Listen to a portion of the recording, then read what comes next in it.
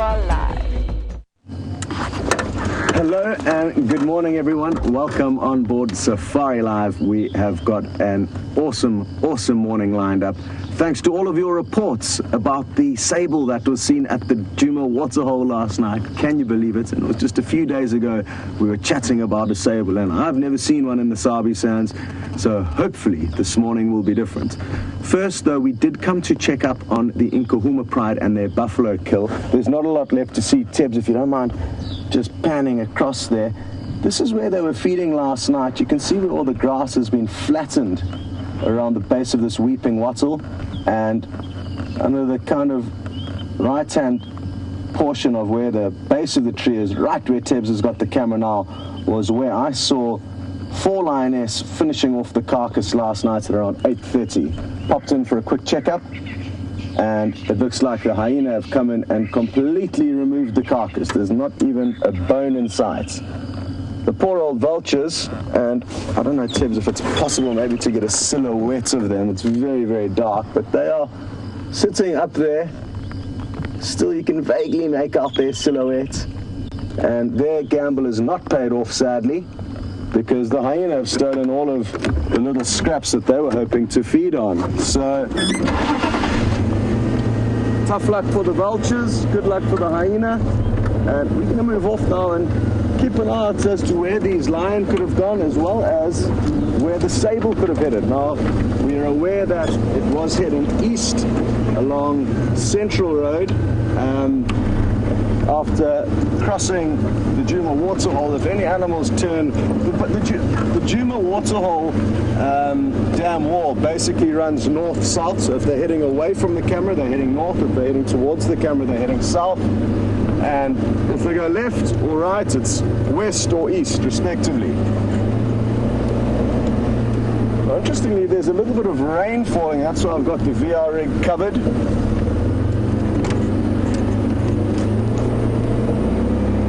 And Linda Barnes, you would like some further directions as to what's what and where's where in relation to the Djuma cam.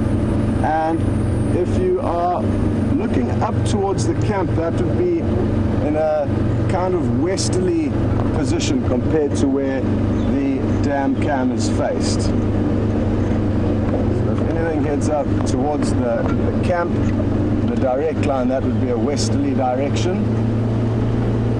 And thank you so much again to all of you who did send us through those updates. There's a long list of names: John, Kevin, Leslie, Beryl, Zumi, Jody, Molly, Shannon, Diane, and still many more.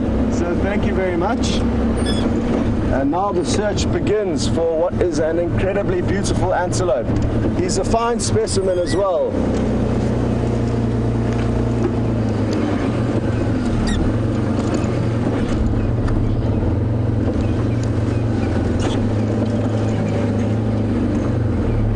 Just checking some tracks here. There's some lion tracks, but I think from earlier on in the whole episode regarding the buffalo kill, because vehicles have driven over some of their tracks. It'll be interesting to work out where in fact they have headed, those 5 Nkahuma lioness. Time will tell, and I'm sure we'll find some tracks fairly soon.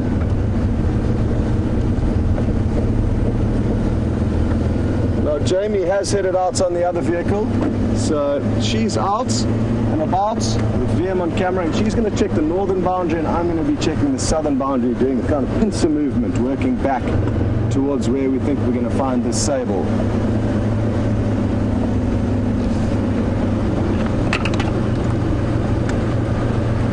Now, Mary Margaret would like to know if sable are typically solitary animals, because that individual was seen all alone. And Mary, how it works is the sable, kind of like wildebeest, I guess, will actually, I don't know, to be honest, the finer details, because I've hardly ever seen them or viewed them, and therefore don't know a huge deal about them. But I'm guessing that they've got a similar kind of social structure to wildebeest, who will join up with females when there's time for mating. And an old bull like that individual we saw, he's a huge, fine specimen, may have now kind of lost temper and lost the ability to mate, or He's simply waiting for the rutting season before he gets involved with some females. So either they have a harem structure, maybe you guys can help us, where males will stay with females for extended periods of time like a zebra, or old bulls will fall away from those herds just like a zebra stallion.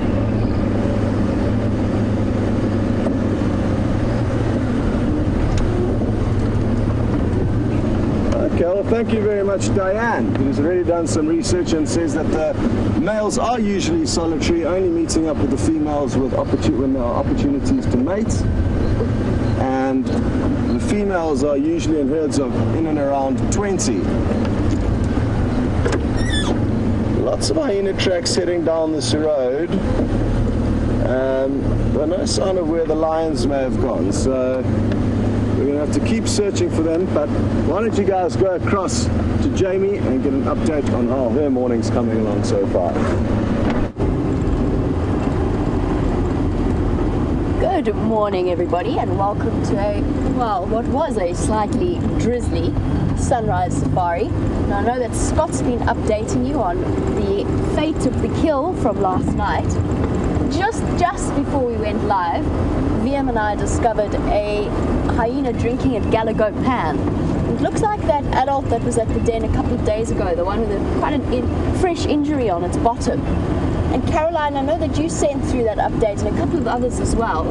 And thank you for that you heard at about 2:30, you heard hyenas or sounds of hyenas fighting at the dam, the Juba Dam. You couldn't see the actual fight happening, and then a couple of them went wandering into the pan itself. And this hyena that we saw earlier was covered in mud all over its face. I wonder, I mean, there's two options. They might have caught something and they were squabbling over the kill, or they'd stashed something, piece of a kill within the dam itself, which is very, very common hyena behavior. They pop it there to hide the scent, and I actually think they quite like the taste.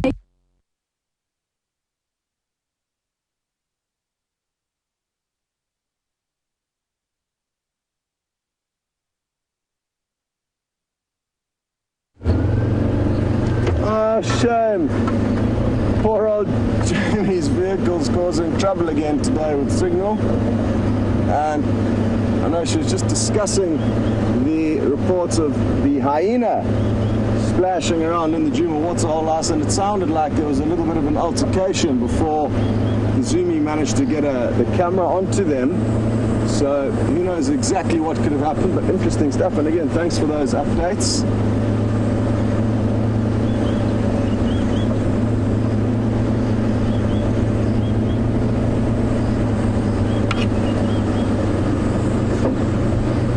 Hello to Barbara, and yes, isn't it remarkable that hyena will use little ponds and waterholes as a pantry to store their meat?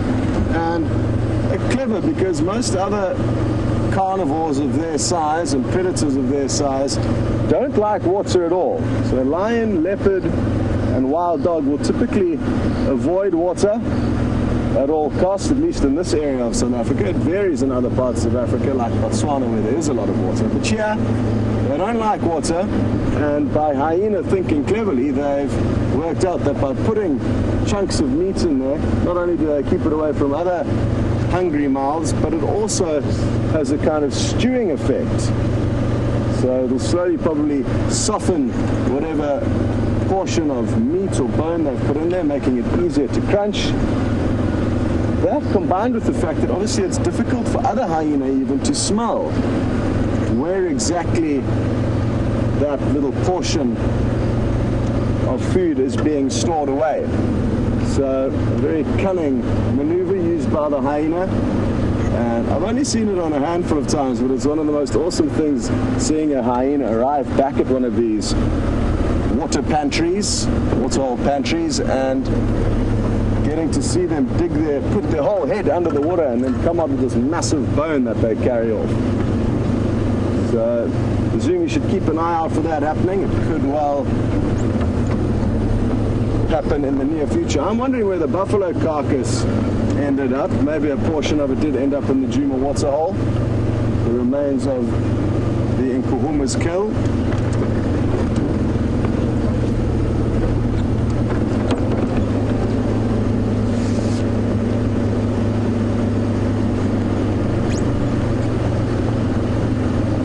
Kevin Catfish has interestingly just mentioned, is it normal for hyena to be sticking their whole head under the water? And there you go, Kevin, now you've got a better understanding as to why they will be doing that.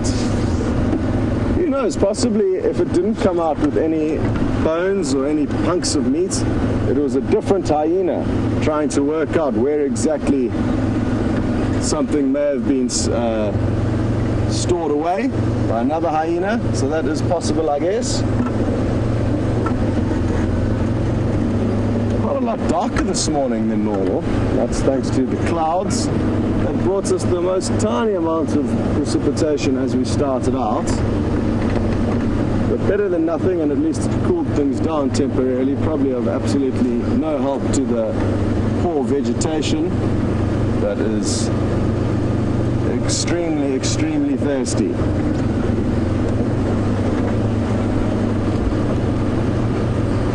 I'm very surprised that neither Jamie nor myself has found any tracks of these lions yet. So I wonder where they have headed. Difficult conditions to see tracks in though, so there's a chance we may have missed them. Tracking in the dark is a little bit extreme with regards to tracking conditions. Come on, beautiful big sable. What a wonderful message to wake up to, and thanks again for that. Now our job is to just follow through and find it for you. I don't even know what a sable's footprint looks like, so it'd be nice to work that one out along the way. I guess we'll just be looking for something unfamiliar to what we're used to out here.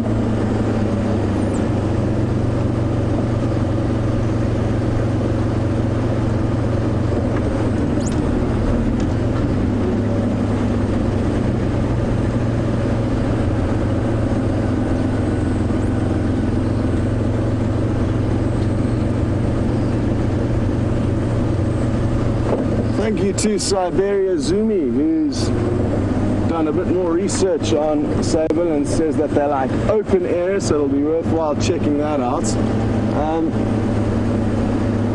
We will certainly be checking the few open areas we've got on our area of traverse in the direction that that sable was heading in, but to be honest, there are the only open area will actually be cheetah cutline, really, in the direction it was heading. So open areas, as you know, Siberia Zumi are not that common here on Djuma, so that's probably our first little problem, but there is a chance.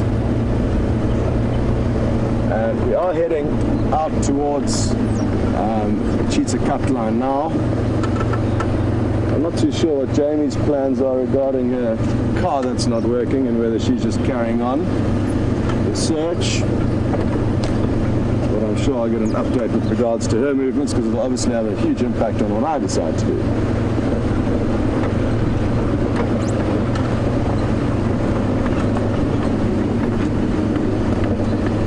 Well, good. It sounds like things have been temporarily at least fixed on her vehicle, so we're going to send you back to her right now.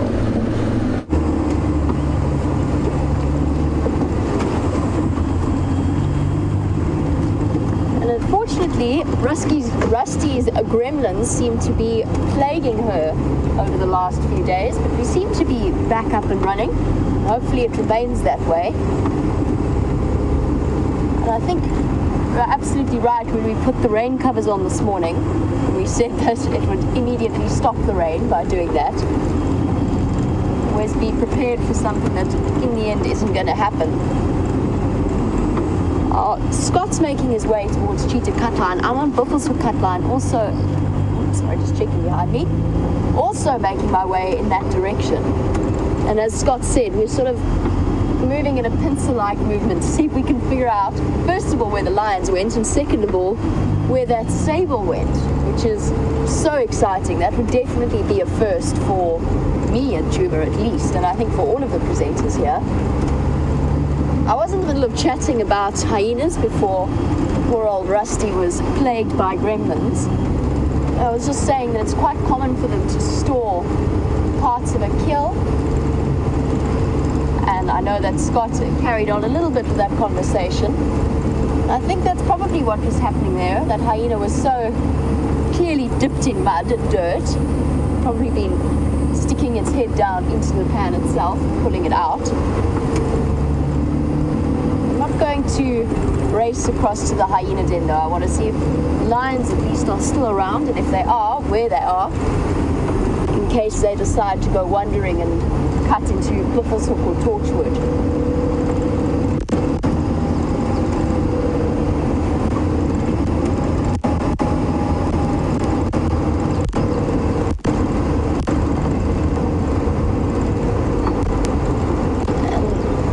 Yesterday we had that sighting with the 5 Nkahuma lionesses, and Michael Fleetwood, you were wondering what happened to Junior and if he came to feed on the carcass or if he's permanently on his own now. And whilst I wouldn't necessarily go so far as to say he's permanently on his own, he's definitely moved off. He would be foolish at his age to stick around too much with the Birmingham boys. He is now of the age where he is a threat to them. Highly unlikely that they will accept him into their coalition at all. And so I think for him, it's time to move on. And with male lions, they disperse far and wide. So it could be that we may never find out the end to Junior's story, unless maybe years later he returns once again. I'm not saying that's definite, but I think that he is well on his way to moving out of home. He has been seen on and off every couple of weeks with the Nkahuma Pride itself, but it really is getting to the stage where he must leave. It's time for him to go and be off on his own, and hopefully find another young male or that's also on his own of a similar age, and they can form a coalition together. Would certainly help matters for him, having a bit of company. From what I know about sable, they're generally slightly more open, slightly more arid areas. My experience with them has been that you usually find them in nice clearings. I've never ever seen a sable in the low veld though, so I've only ever seen them up more towards the Mapungubwe area where I used to work.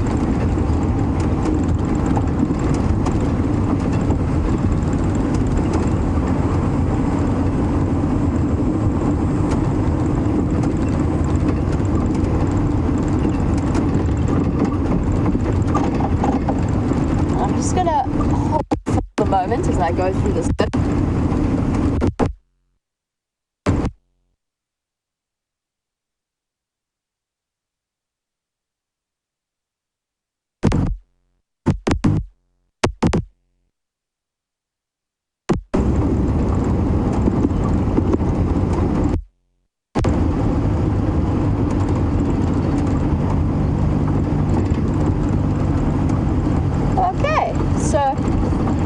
Again, there's certain areas within our reserve. Obviously, the expedient of bringing you a live safari is the necessary tangent to that is every now and again there are signal black holes, particularly in the low areas where the signal can't bounce up to the repeater or however that works in general. We were discussing the sable before we went through that dip, and Kristen Elizabeth, you were wondering about whether or not sable are rare in general or if they're just rare for this area. They are particularly unusual to see in this area, but they are an antelope species that actually at one point was critically endangered and was slowly, and one of the big reasons is because they are such attractive animals that they were almost completely hunted to the point of near extinction. See, that was many years ago, but it's taken quite a few years of really concerted effort and game breeding to bring them back. They're starting to become more and more common, and they are actually bred in farms as well. There's lots of farmers who breed antelope species, including roan and sable. But it's particularly unusual to see them in this area. You could well see them in Kruger, towards the more northern areas, but it's really nice that that bull decided to pay us a visit, and he's huge, a nice big sable bull. And I'll tell you a funny story about sable. I've been charged at least twice by them. They can actually be quite scary animals when they want to be. They're large, they're strong, and they're quite aggressive. And it's not uncommon for them to fight back and win against any predator that tries to attack them. And I've had to go behind a tree once. The other time I got charged was whilst on horseback. It's quite an interesting experience being charged by an antelope. You're never quite sure exactly what to do with yourself. Do I run? Do I climb a tree? Why is this antelope attacking me?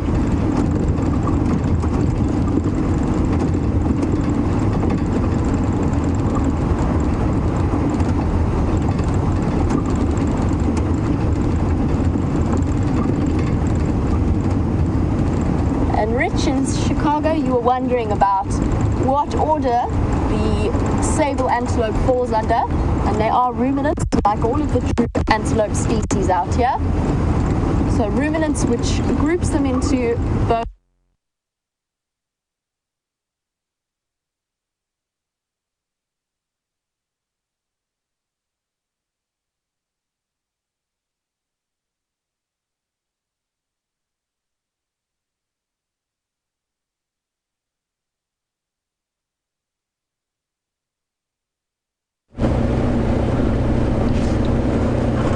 Shame. Again, just through what sounded like an interesting chat about the sable's digestive system, and they are in fact ruminants, as far as I'm aware. Just like a lot of the general game we do see out here, they chew the cud, highly effective digestive systems.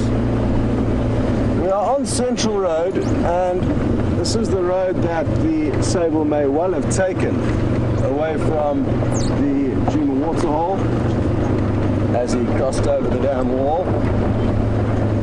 So I'm going to check here up onto Cheetah Cutline. If we don't have any luck, I'm going to probably head back to Gowrie Cutline, which is another kind of open strip of road that's been cleared to act as a fire break. No different to Cheetah Cutline, which is the one open area I'm hoping to check. So basically what the guys have done is they've cleared both sides of the road so that there's not a high fuel load in case there's a fire that blazes through here. Cannot gain too much momentum. Still no sign of these lion, which is surprising.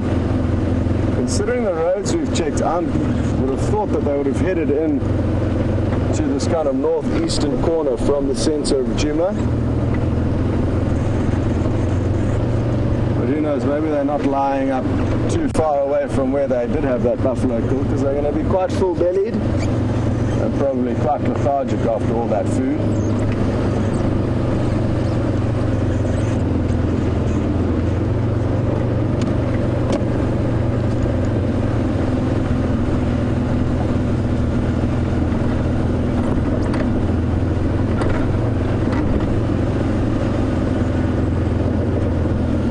James Richards, and you've got some more info through on the sable. Thanks very much for this.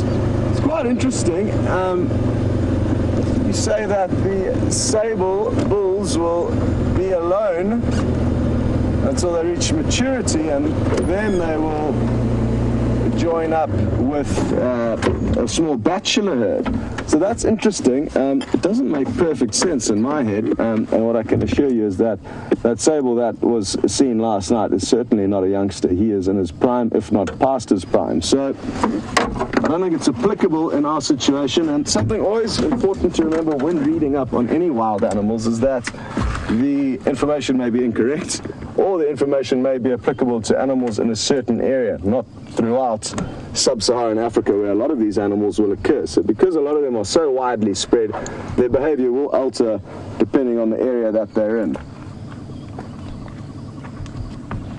Just checking carefully here for any tracks, using my flashlight to simulate the rising sun. And there's quite a lot of hyena movement here.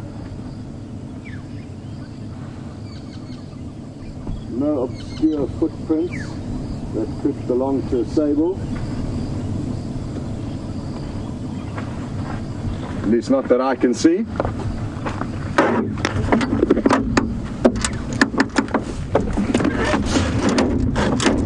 I'm guessing this is the same individual that has been seen at the the Coral Waterhole a few times. So maybe what we'll do is we'll head south towards Nkoro and see if we can't scoop him along the way.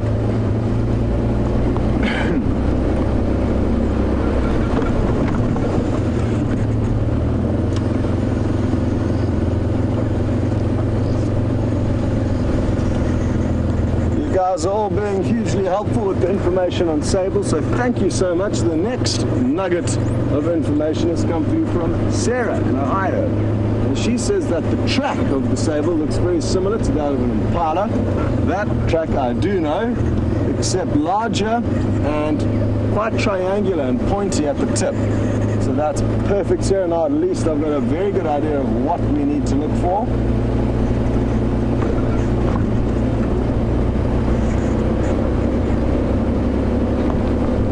We do see some abnormally large impala tracks that lead us to the black beast.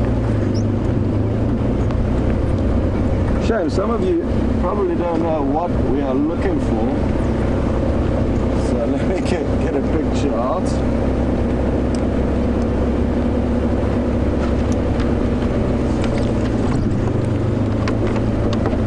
Angie in Ohio, and you'd like to know if it's possible to age a sable by the size of its horns. And yes, Angie, I guess you'd be able to make a calculated guess as to how old it is depending on the size of the horns. But what we need to remember is that genetically, they will all be slightly different to one another. So that's important to remember. You can only read so much into horn size. Jamie's just trying to get a hold of me, so let me chat with her quickly. Go ahead, Jamie.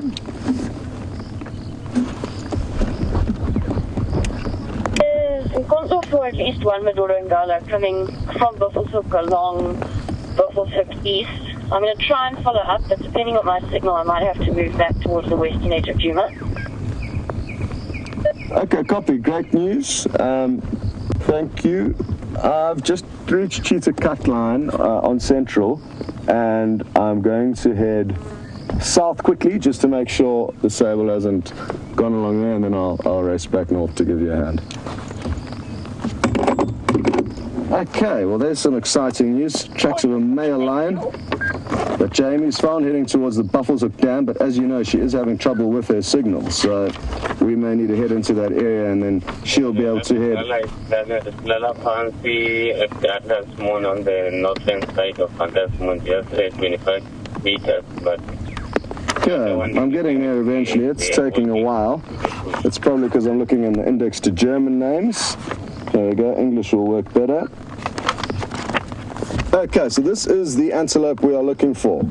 A beautiful big male sable. Copy that, thank you. The females are brown in color, as you can see.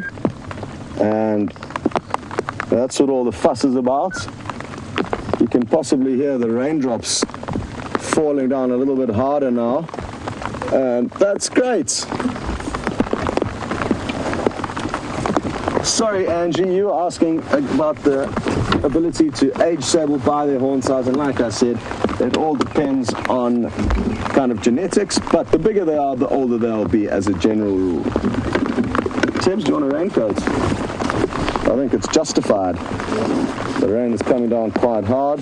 I'm probably going to take the VR rig off from the hood of the vehicle as well, because I don't think my jersey is going to be giving it enough protection there.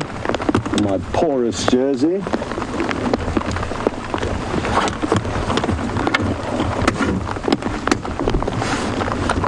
Okay, well, Jonathan in Chicago, one more question before we send you across to Jamie, and you would like to know how big can a sable's horns grow? Sure, well, you get a royal sable, which is slightly different to the sable that we see, whose horns are even far greater than the sable that we get this far south in Africa. Those are further north of us, and sometimes, I mean, there's reports of them curling back and touching them on their shoulder blades. So I mean, curling back and touching their body, absolutely massive, almost a full circumference of horn. So they do get big. In terms of inches and the exact length, I am not too sure though, so can't help you there with the finer details of their measurements. Good, well, we're gonna make sure everything is dry and not getting damaged and send you across to Jamie while we do so.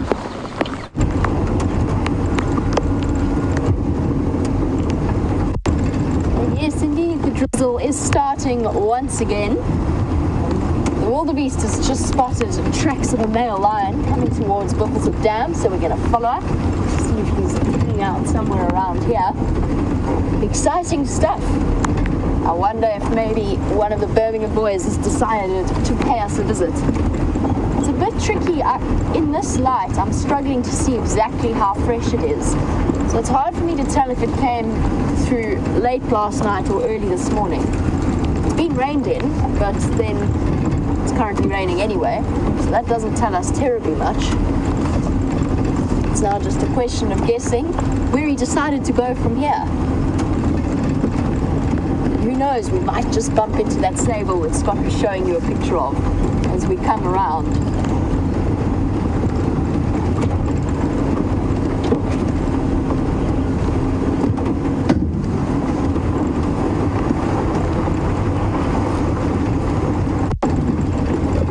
Message about things down that Hunter's Moon. Thank you very much. We're not allowed there. So, Lewis and Dee, you were both saying that. There's also a report of a sable at the Juma Woods Hole at 1 o'clock last night. Scotty's just filling everybody in on the Game Drive channel. You were just saying that the rain must smell incredible and earthy. Absolutely. It's fresh, it's clean, and for all of us, whenever we get even the lightest smattering of rain, apart from the fact that it means that our cameramen have to act as windscreen wipers, it does actually do us gives us an enormous feeling of well-being. Just that little bit of rain can make enough difference to get the grass growing green again, the trees getting their leaves back, and we're all starting to wilt at one point. Come to Buffelshoek Dam, I don't see any tracks coming through. I wonder if he decided to cut towards Torchwood. Yes. Safari, you're saying it's raining and no more drought. I really wish it was properly raining in its own way. We need 2 weeks of solid drizzle to even start to make any kind of dent on how dry it is out here. And it's got to fill up the dams as well, and as you can imagine, that's no small feat when they're completely empty. And what we're experiencing now, unless things change, we'll probably only wind up with about 1 millimeter, 2 milliliters by the end of the day, at this sort of, if it continues at this rate. So as lovely as it is, and it is a relief and the animals all enjoy it, it's still not enough to relieve us of this drought.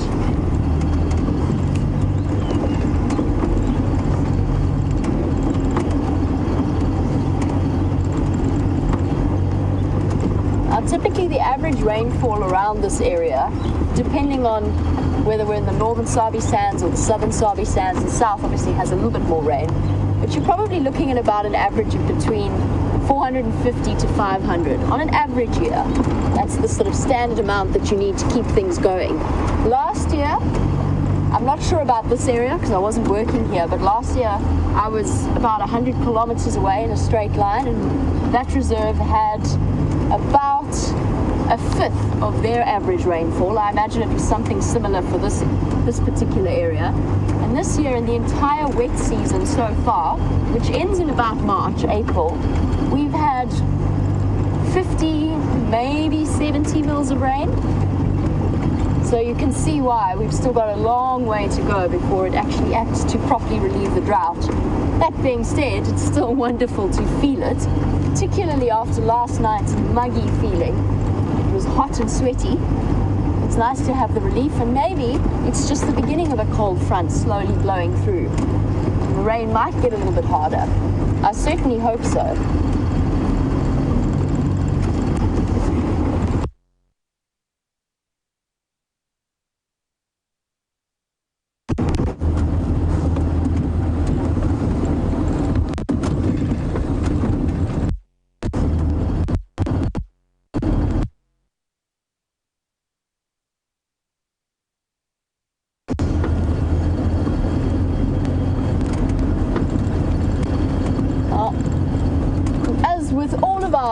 Live mornings. We're driving around with no idea as to where the morning might take us.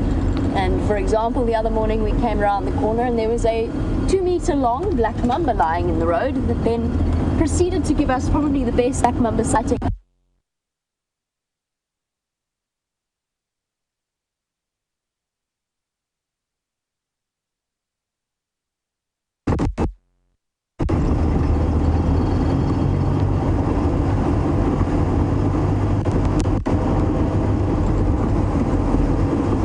Yes, so I feel like I need to rush my sentence in case I start to disappear again.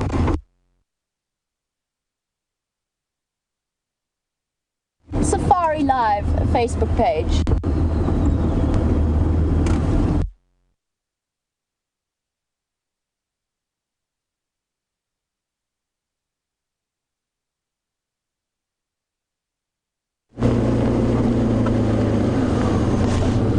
So it sounds like you rushed away from Jamie there again as she lost signal. Apologies for that.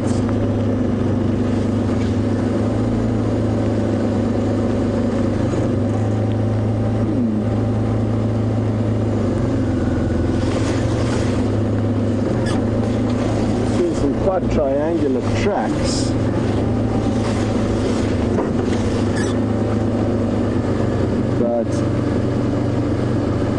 To tell how fresh they are after the rain.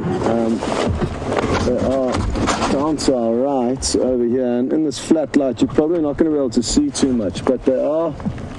It's that track there that's caught my attention. Again, it's impossible for you to see in this flat light, but you can kind of see. So I'm not convinced that that is the sable, but possibly. I'm thinking more that it's waterbuck. But just making sure.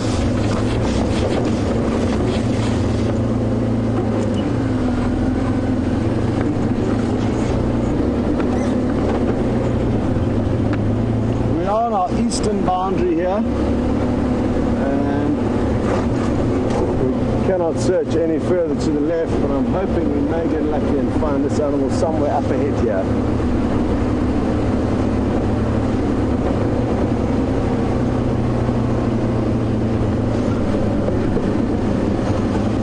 Hello to Molly B, who's interested to know my thoughts on whether the sable has come to Djuma in search of water. Quite possibly, but the interesting thing with sable is that the reason why they don't occur here anymore, whereas they used to occur here in abundance, they're actually shot for rations, is because they are not a water-dependent antelope. So they will be happy to travel many, many miles every few days in order to have one big drink. So maybe twice a week they'll travel 30 miles in order to find water and then move back to very dry areas that they prefer to be in. So the Sabi Sands is littered with many watering holes now, and they are artificially made, and that's probably a big reason why the sable are no longer here in the densities that they were many years ago. So I don't think it's water that's brought it here, possibly more food than anything else. And maybe the fact that it has become drier has started suiting this individual better, because there's less water around than there normally would be at this time of the year. Whereas had we had our normal rainfall and there was water in all the waterholes, it would probably think about being elsewhere in a drier area. Difficult to know exactly, but it's unlikely that it's here in search of water, because they are not water dependent like other antelope.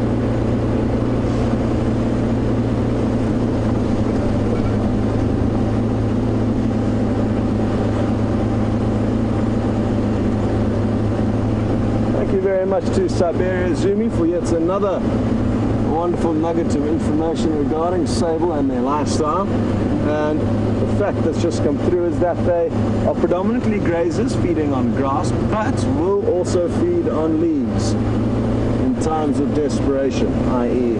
now. So if we do find this animal, we could expect to see it both grazing and browsing. Yay, Jamie's found a hyena.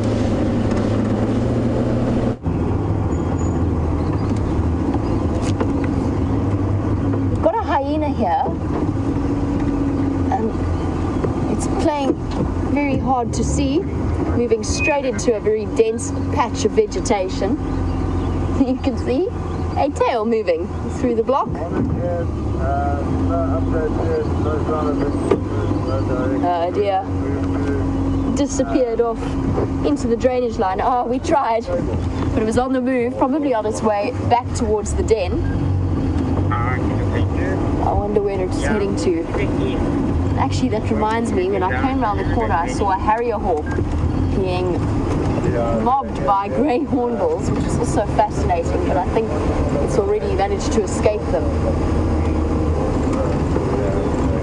So the hyena, that particular hyena as well, also had a face full of mud. I'm not sure if it was raiding Torchwood's dam.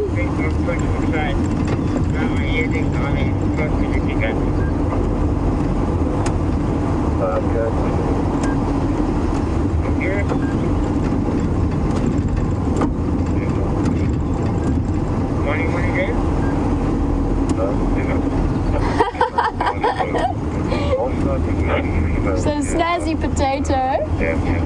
Potato logged onto YouTube and obviously then logged off again and then came back on and said this is not a live feed because she was driving in the dark before.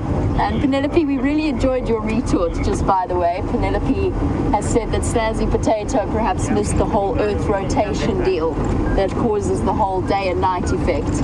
So Snazzy Potato, if you ever happen to log back onto the show, and of course we always encourage you to do so, sometimes in Africa, as it does in other parts of the world, it gets lighter in the morning. And then what sometimes happens as well is in the evening, and I say sometimes happens, it's a really unusual case, this particular aspect, but at night, in the late afternoon, it actually gets darker. Thanks, Penelope, we enjoyed you provided us with a couple of chuckles there.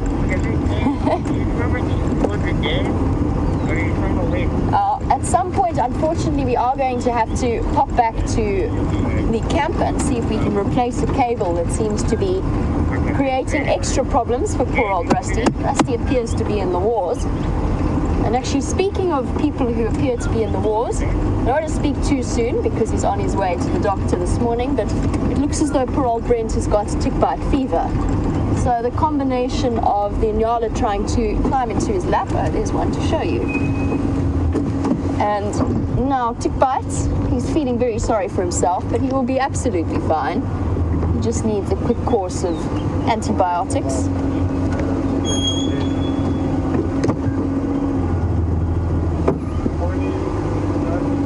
Beautiful male. Look at the ivory tips to those horns.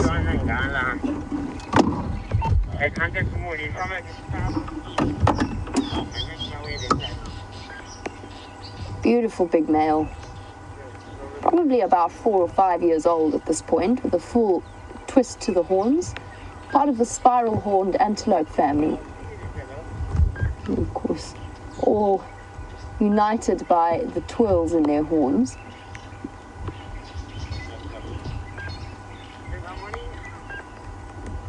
And that grey coat that is so indicative of male Inyala.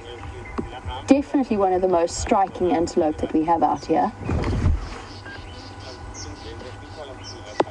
I wonder if he's a bit confused as to why it's so light this morning.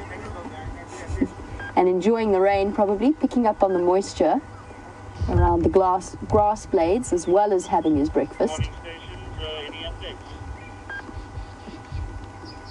You can see the ridge of fur along his back that he's more than capable of fluffing up, making himself look big and scary. And unfortunately, playing very camera shy this morning.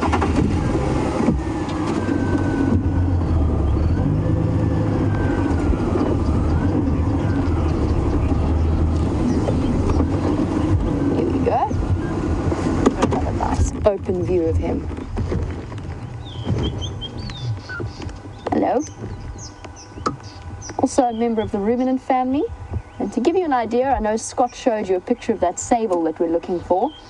That sable is probably at least half a meter taller than a big male Inyala, and they're not small antelope by any stretch of the imagination.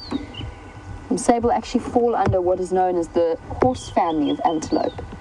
Oryx, roan, sable, all have very bulky, quite stocky bodies compared to the slender grace of the spiral-horned antelope family. And of course, another big exception, the Nyala males have horns, the females don't. But sable that prefer open areas, both the males and females have horns that they use in, as I said earlier, in defense of their offspring. They can't run and hide in thick, dense vegetative cover.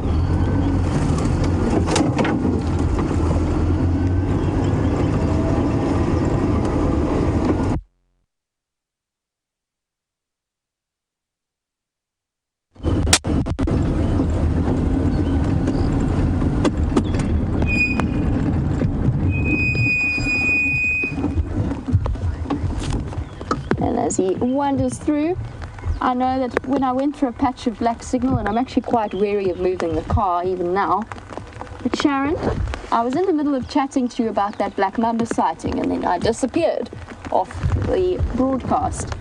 And Sharon, yes, there is a video. You'll be able to find it on the Safari Live Facebook page. There's sort of a highlights from that particularly impressive morning. Quick link to Scott, he's got something. I got so excited, I thought we had found the sable and wasn't taking any chances. What we have found is not the sable, but another dark antelope called an Inyala. Whoops. But, like I said, I wasn't going to take any chances, and I was just running through the thought process in my head. There's the sable. Oh, look here, on the left, right in front of the vehicle. Can you believe it? Hello. Morning. What can we do for you? Hey? Shame, you're getting a bit too close. We can't even see you anymore. Would you like some shelter under our vehicle? The hyena looked soaking wet. Oh, here it is. Right next to the right-hand side of the car. You can... moving right alongside me. I'm trying to move out the way. You can just see its hair sticking up, and it may put its head up right next to my door. Hello. What is catching your attention? Can you smell the lion? Here it is. Yeah, you'll be able to see it now. There it goes. You can see it's been lying in a mud wallow. Its body's entirely wet. That's not from the rain. And I wonder what it can smell. I mean, probably the scent of lion from where we were driving around, and also that buffalo carcass. When I parked in that area earlier this morning, we drove over the rumen, the stomach content of where that buffalo was actually killed. And obviously there also have been a lot of hyena scent as well as lion scent gathered onto our tires. And isn't it an incredible sign of how good its sensors are? It came straight up to our vehicle to work out where these smells are coming from. It's still walking behind us now, trying to work out what on earth is going on. So a little bit confusing for this hyena, but here it comes again. Sorry, is this all a bit confusing for you? Don't worry, it was a long way off where we had... I could literally reach out and touch it on the nose. I mean, that's how close we are. I'm not going to do that. Hello. Hey. Oops. We got a bit of a fright. And absolutely awesome. It's certainly intrigued by the smells from our vehicle. Well, I'm glad we raced you across to us anyway, because the false sable at least got us this cool sighting with a very inquisitive hyena. Sacrosanct, you know a little bit about South Africans and what they love snacking on. A delicacy called biltong, which is dried meat, essentially like jerky, I guess. And Sacrosanct was asking, can he smell the biltong on the vehicle? And I wish he could. It would be great to have some biltong for breakfast. He's just seen the false sable, the Inyala. And I think it's a male hyena. It could be a female, but judging by its size, it looked like it could have been a male. I'm not sure if any of you recognize that, any of our hyena wizards.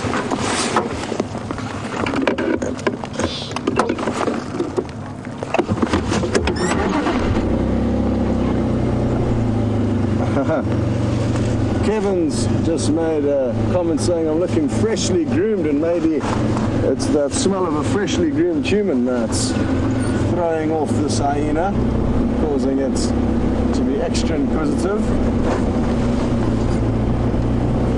No.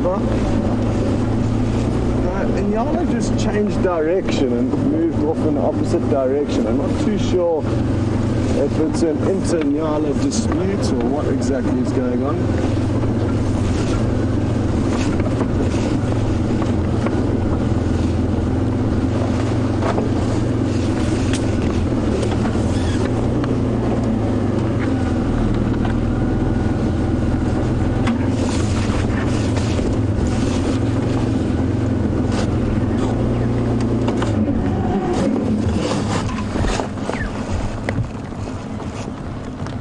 Hello, Brian Jurgensen, who would like to know how many twists will a male Inyala have in its horns.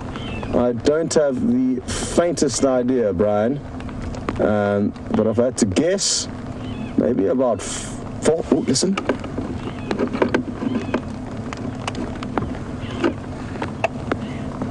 I don't know if that's a bird. It is a bird.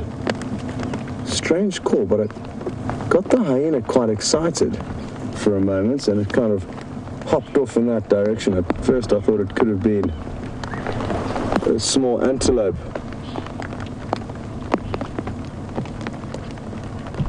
Complaining.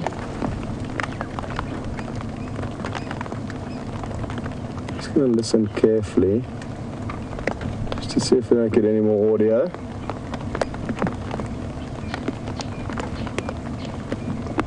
No, all clear.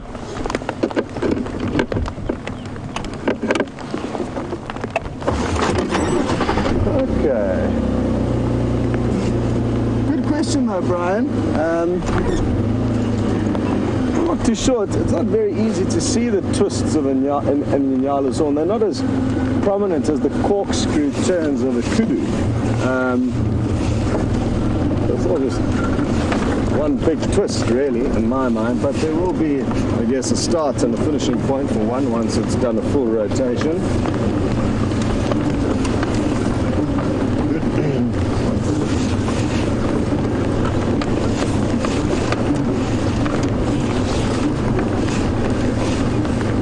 One thing that I do know about the twisting Inyala horns is that, as well as the kudu and the bushbuck to a degree, they're all spiral-horned antelopes, the 3 spiral-horned antelopes that we get in this area, and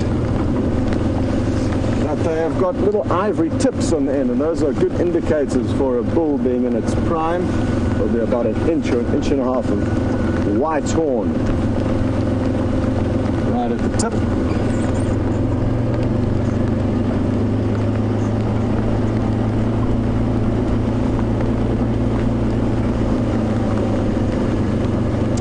So what I was saying, but I got a little bit thrown off by the hyena that came onto the scene, is just before I saw the Inyala that I thought was sable, I was wondering just this very question that Michael has just sent through, and he would have liked to know, how would the sable react to the vehicle? Is it habituated? And I doubt it.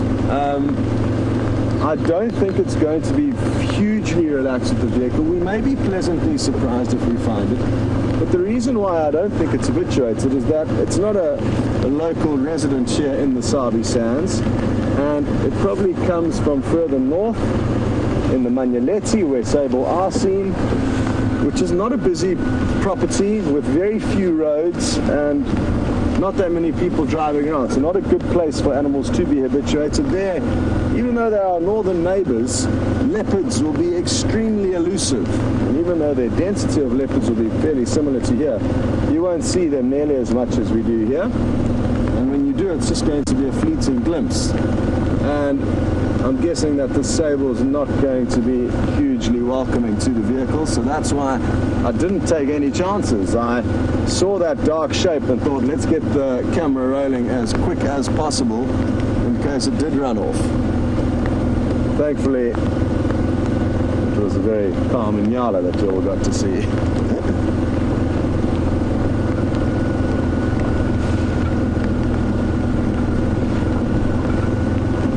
Hello Rain, just 15 years old, and you ask a good question. You're wondering whether or not the animals will be a little bit afraid or unsure of the sable, because they're also not used to seeing it, just like I guess the sable's not used to seeing us in vehicles. To a degree, I think they're going to be more understanding of its presence because it's four-legged, looks like an Inyala, I guess. It looks like an antelope that most of these animals will be fairly used to seeing. So I don't think that they're going to react hugely differently to it. They're going to treat it just like other antelope. But it would be interesting to see. It really would be interesting to see, right?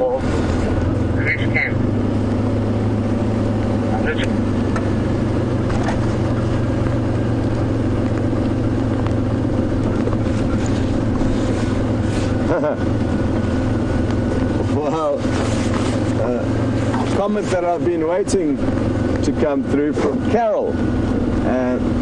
She's pleading for the lions not to eat the sable before we get to see it. And we were all having a laugh this morning that the Inkuhuma lioness were going to be eating the sable alive for the opening shot. But that didn't happen.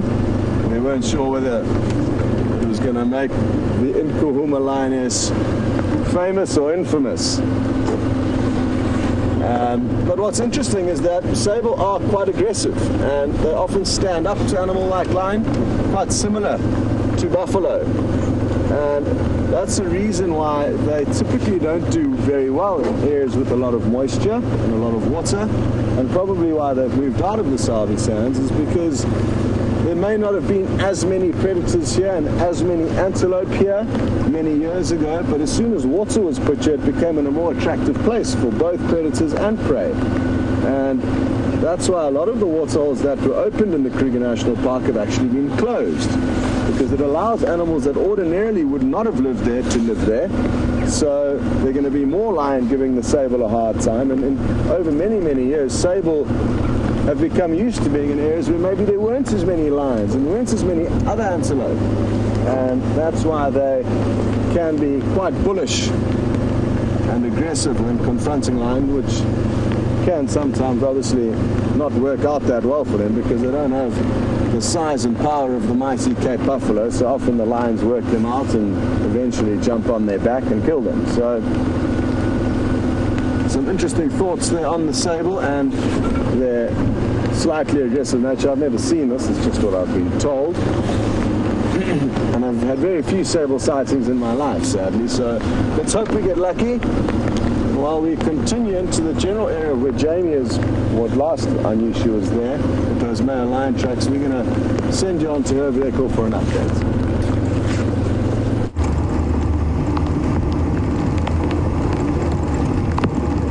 Scotty, we're going to have to give him some lessons on sable. He could have got away with saying that it was a drill for when we do find the sable, but unfortunately now the cat's out of the bag and we all know that it was an Inyala. Yes, sable definitely capable of defending themselves against attack by lions. Male Inyala less so, but I can see it. It's a dark antelope. It's entirely fair. We are racing back. As you can see, the rain is starting to come down. I'm returning back to DRC, one, to get a new cable for Rusty, and two, because it's starting to get quite quite heavy out here, which is great news for the landscape and the animals, but it does mean for our equipment, we just have to make sure that we're thoroughly sealed up. I'm not sure how long this is going to last though, so don't count us out just yet. We do have rain covers, we could be able to carry on, but I just wanted to update you. We're coming up to DRC now. As you can see, we are slightly damp. It is a little bit drenched. Most of it's coming in from the west. Unfortunately, due to Rusty's signal, oh, it's starting to pool. It's starting to pool down my lower back. Unfortunately, we can't go east to where it's not raining. I'm going to send you back across to Scott since we've just arrived at DRC. We'll be hopefully back up and running very shortly.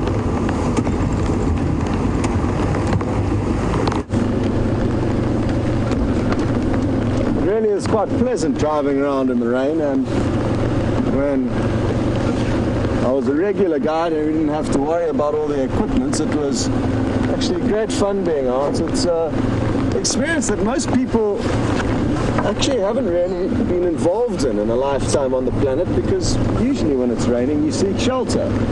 There's something quite invigorating about being out amongst it in an open vehicle. Obviously, as you all know, we've got a lot of high-tech equipment on these vehicles to get the pictures out to you, and we don't want to ruin that. But there's good news. We've all agreed on a revised version of the current rain system, which I've called the sieve, and hopefully it won't be too long before we get a proper system in place that will allow us to stay out for longer. So that's something to look forward to. It's in the pipeline, it's been approved, and we have got a design that we put forward in the past that was relegated, but it is now going to be given a shot after the sieve has proved hopeless. So that's something to look forward to.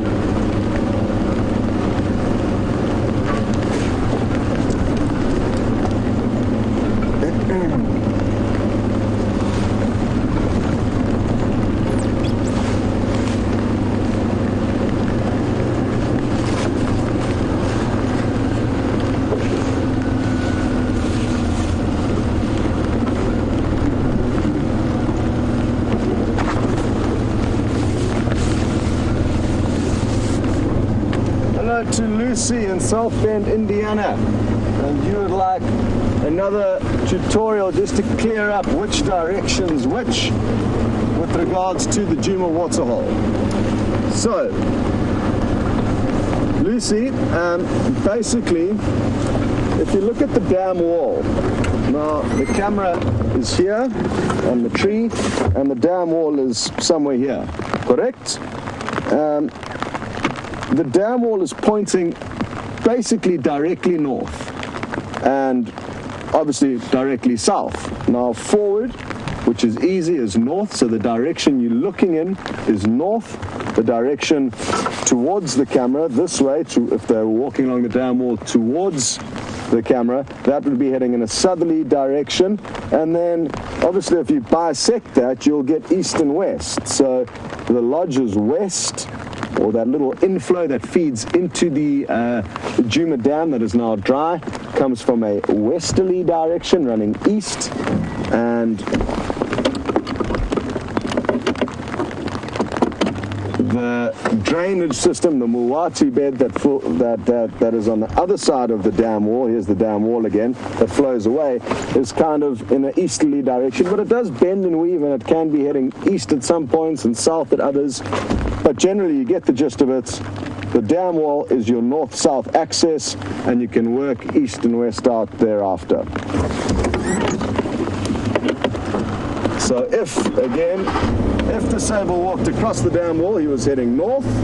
If he continued straight into the bush and didn't take Mvubu Road, which is the road to the left, or Central Road, which is the road to the right, he would be heading directly north towards Buffalo's cut line.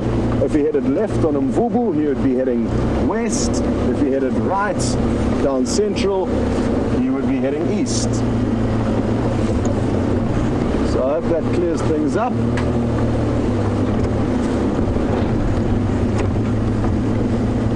obviously it's vitally important that we get the right information from you guys when following up. We've often been caught out by leopard who are seen at the waterhole camera. We arrive minutes later, and usually we get some quite confusing reports through as to which way to go, so that obviously doesn't help. Even when we do get the right information, even then, we sometimes cannot find the animals we're looking for. And of course, sunrise and sunset, which the zoomies often do film, are the perfect indicators for east and west. Oh, hello, steppe buzzard. I hope you're enjoying Africa after a long trip from Russia, but not enjoying being in front of the camera. So off you go. Good work there, Tibbs.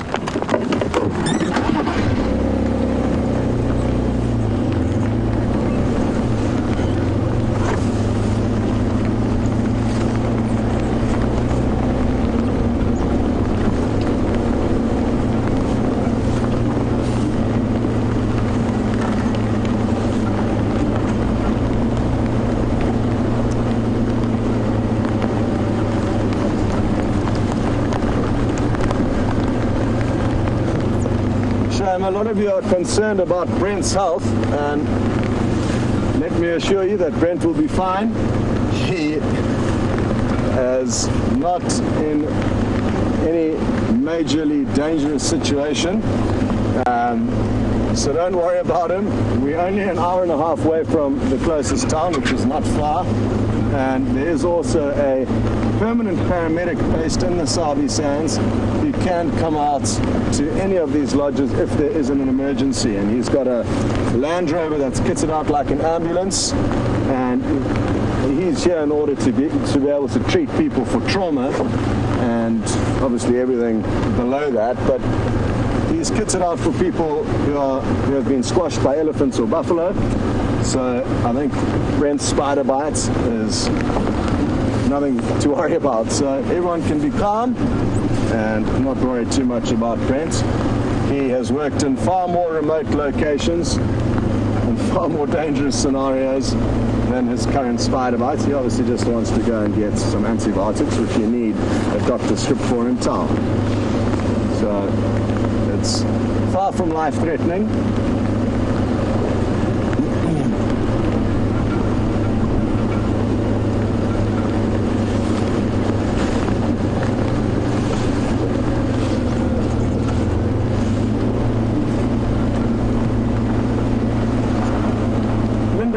You would like to know what tick bite fever is, and basically it's a horrible sickness you get when bitten by certain ticks. Not all ticks, if they bite you, will give you this tick bite fever, and I'm actually not too sure on the finer details as to what will cause you getting it or not. I've only had it once, but sadly I had it combined with hepatitis, so it was a combo deal, and I couldn't tell which was causing which symptoms, but it wasn't much fun, that I can assure you. But I think it was the hepatitis that got me more than the tick bite fever, and I've only got it on one occasion. One thing to look out for any bites, though, is when they start going black in coloration, or small black dots left behind after a bite. Even though it might not be painful at that stage, that is a good indication of something that needs to be checked out. And usually that little black dots is there before you start feeling any major pain or symptoms, and that will be the necrosis kicking in, the flesh dying.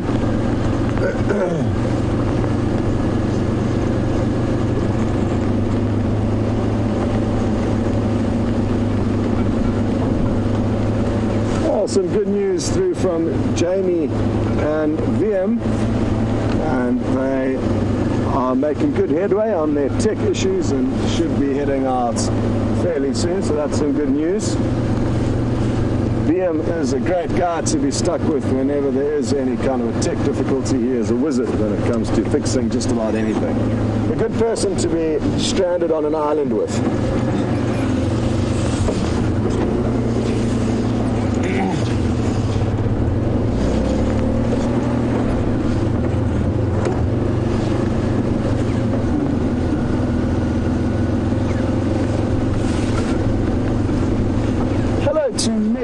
who watched her first live safari yesterday, and she sent through a very long comment, all with very kind words and praise, saying how much she loves the experience. And Megan, that's wonderful feedback. Thank you so much, and it's great to have you on board with us. Now, why don't you let us know where you're from, Megan? It's always wonderful to know where in the world all of our various viewers are watching. And like I said, you are very, very welcome, and you tuned in on a good day. I mean, yesterday afternoon we had some wonderful action. But each day is different, as already you're seeing. Today we've got a bit of rain keeping us on our toes. The reports of the sable antelope last night. There's always something exciting going on.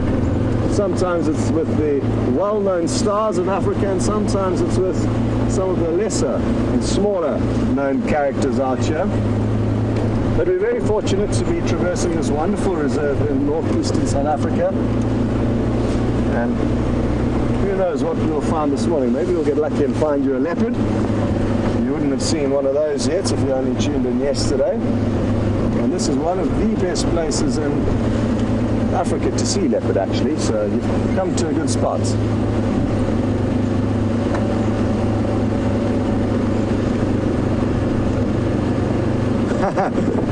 Hello, Lucy in South Bend, whose compass was not providing her with the correct directions initially with regards to what's what and where's where on the Juma cam. And it's a great pleasure, Lucy. Not a problem at all. You guys help us out so much with all of your reports that it's the very least we can do. Let's go and take you on a quick little tour of what's at the dam. I thought you would have had a look with Jamie earlier, but let's go and have another quick squiz. Where there'll probably be nothing really to see other than a dried up can. Oh, there's some water leaking into my bottom on this poncho. Interesting sensation. Okay, nothing to see here. An empty water hole. So we shall continue. You can smell some lion poo from the other day.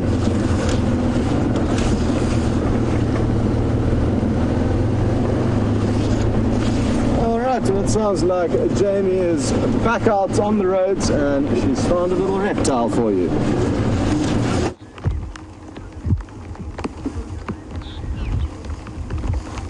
Look at this little guy already with the rain falling. He's decided to come out and have a drink. When we first came around the corner, he was trying to find some moisture on the road. We're just outside of quarantine, so I wonder whether or not it's the same, one of the same tortoises that I saw having a fight the other day. I saw two males clashing. He's been injured at some point earlier in his life. He's got a big scar through his shell, or a big fault in his shell on the right-hand side. Probably some kind of lucky escape, quite possibly, or maybe an encounter with a hoof could have caused that, broken the shell, and it's healed, slightly scarred. This is a Speke's hinge tortoise.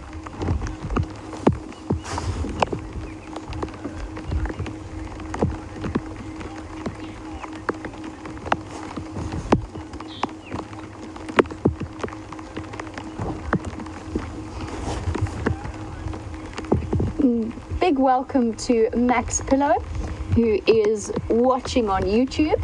And Max, you were wondering if we've got some cars and green screens up, because you were wondering if maybe at 5 or 6 in the morning, this isn't what you would expect it to look like. Oh, Max, welcome to our sunrise safari, and the sun has indeed risen in South Africa.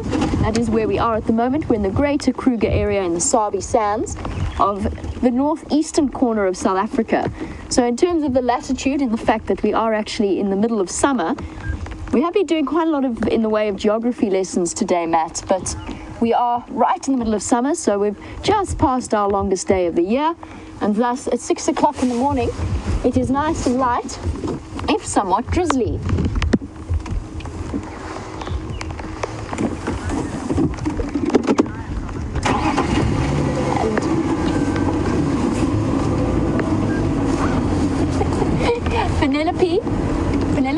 on fine form this morning, providing me with endless entertainment. Thank you for that. I'm going to leave that between Penelope and myself though. And just a reminder that as we progress through the year and the Earth rotates around the Sun as well as upon its own axis, the Earth has a slight tilt to it, which changes the lengths of the days and also causes the seasons, so summer and winter.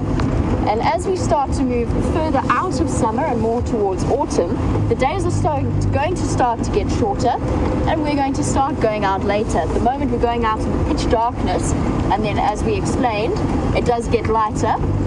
It happens here in South Africa too. I'm sorry, I've got the giggles. I can't. So yes, we will be shifting times. For those of you, for regular viewers, we will be shifting times on the... Oh, that's where our lines went. They went up where Telemain access.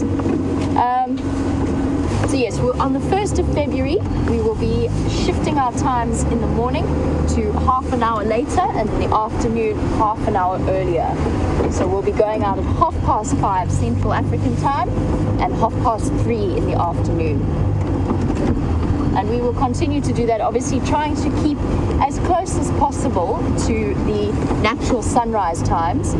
It's a bit tricky in half-hour increments, but it does mean that you're out in the bush at the best time of the day.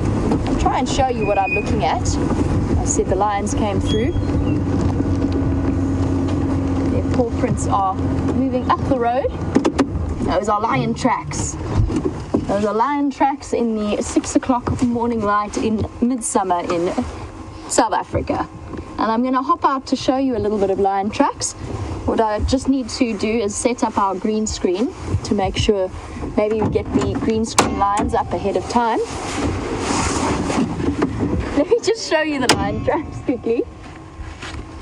So, if we can look at, which is the easiest one, this one maybe, Wildy. Cool. Cool, thank you. Now this is actually, I'm always amazed at the size of the Nkuhuma females tracks. It's almost the size of my hand, just a little bit smaller, and moving in this direction. How do I know it's moving in this direction? There's 1 toe, 2 toes, 3 toes, 4 toes. And then, if we look at the back here, the back pad, 1, 2, 3 lobes. So this is the track that we're looking at here. I'm going to draw it for you to make it clearer in the sand. I promise you there is actually a track there. I'm not just drawing it and then claiming that there is a lion track. Front foot here, back foot has fallen and just behind it. And the lionesses walked up this road sometime last night. Why do their feet look so big? Well, the sand is nice and soft here. These tracks are from last night, so before the rain. And in soft sand, lions' feet and all cats' paws tend to splay outwards slightly. So their tracks look bigger than they would in a hard substrate. And they're wandering up. And those 3 lobes I chatted about at the back, those are indicative of big cat tracks. So lions, leopards, cheetah all have the 3 lobes. A hyena's track, which would, in a big female, come to roughly the same size as this track, has 2 lobes at the back. Awesome. Our lions walked up this way. Let's go follow them, see if we can find them. I'm checking for sable tracks as well, just because, you never know, we might be on a roll. I have to be honest though, I'm with Scott. I don't entirely know what a sable's track actually looks like. I'm not sure I could identify it over a wildebeest track or a waterbuck track. Roughly the same size. I think they are slightly sharper. Awesome.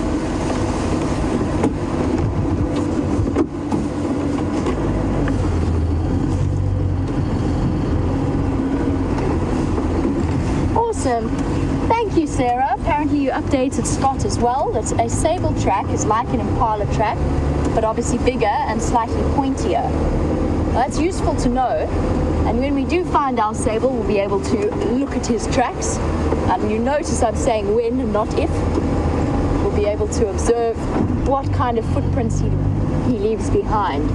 Interesting thing with impala tracks, they're what's known as rim walkers. And I'd be fascinated if our sable was the same, which means the edge of the track is more pronounced than the center of it.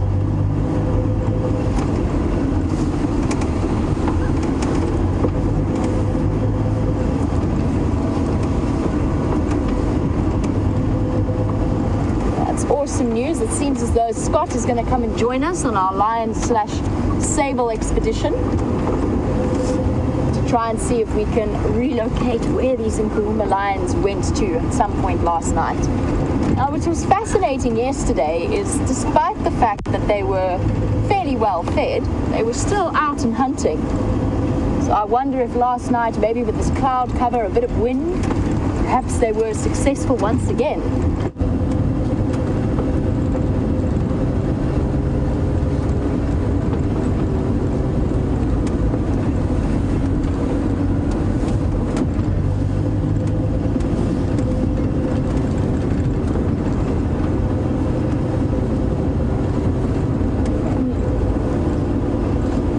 One of the things that we've been seeing a lot of while we've been out and about is baby antelope species. And Love 3 Dogs, you were wondering with sable if they have a set breeding season.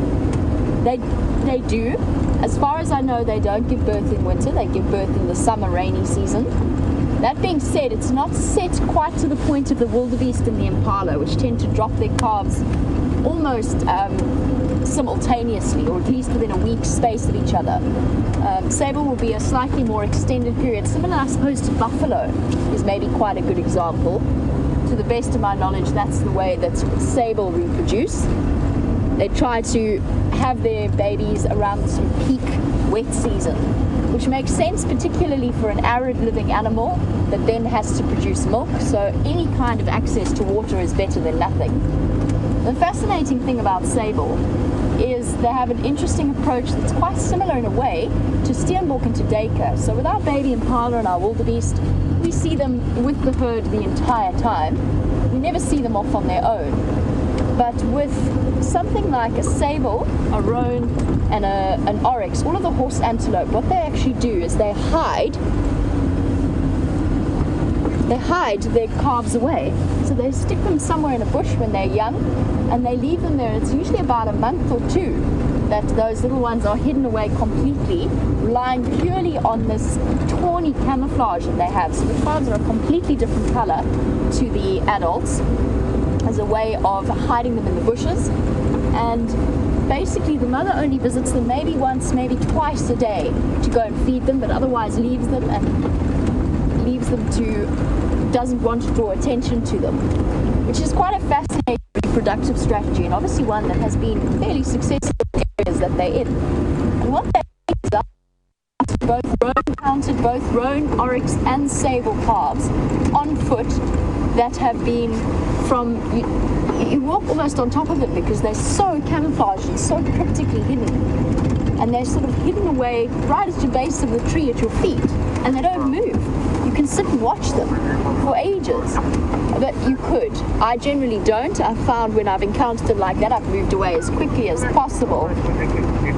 And the tracks, as we came around this corner, have just disappeared off the road. We were with them the entire time, right up until that point. I just want to figure out exactly where they went. I think they were veering more towards the Impala Plains side. Lions, where are you? Let's check this junction thoroughly. Sorry guys, just going to concentrate on the tracks. Well, since Scott is making his way towards Sandy Patch, what I'm going to do is I'm going to take Impala Road and just double check along there, see if they popped out. I think they might have cut the corner and come through here. So I'm going to check this side, and if Scott can check around Sydney's Dam and Sandy Patch Road, then we've got essentially all bases covered, in theory. The tricky part comes now with the rain, is that the soils become slightly harder. Although hopefully their tracks will have been here before the rain actually really started to fall, like the ones we saw on Main Access Road. And what I should have done is actually swept aside a little bit of the sand on the track, just to show you how you can age them. If you know what time it rains, and if you live out here, of course you know what time the rain starts. It's quite a nice, easy way of aging a track.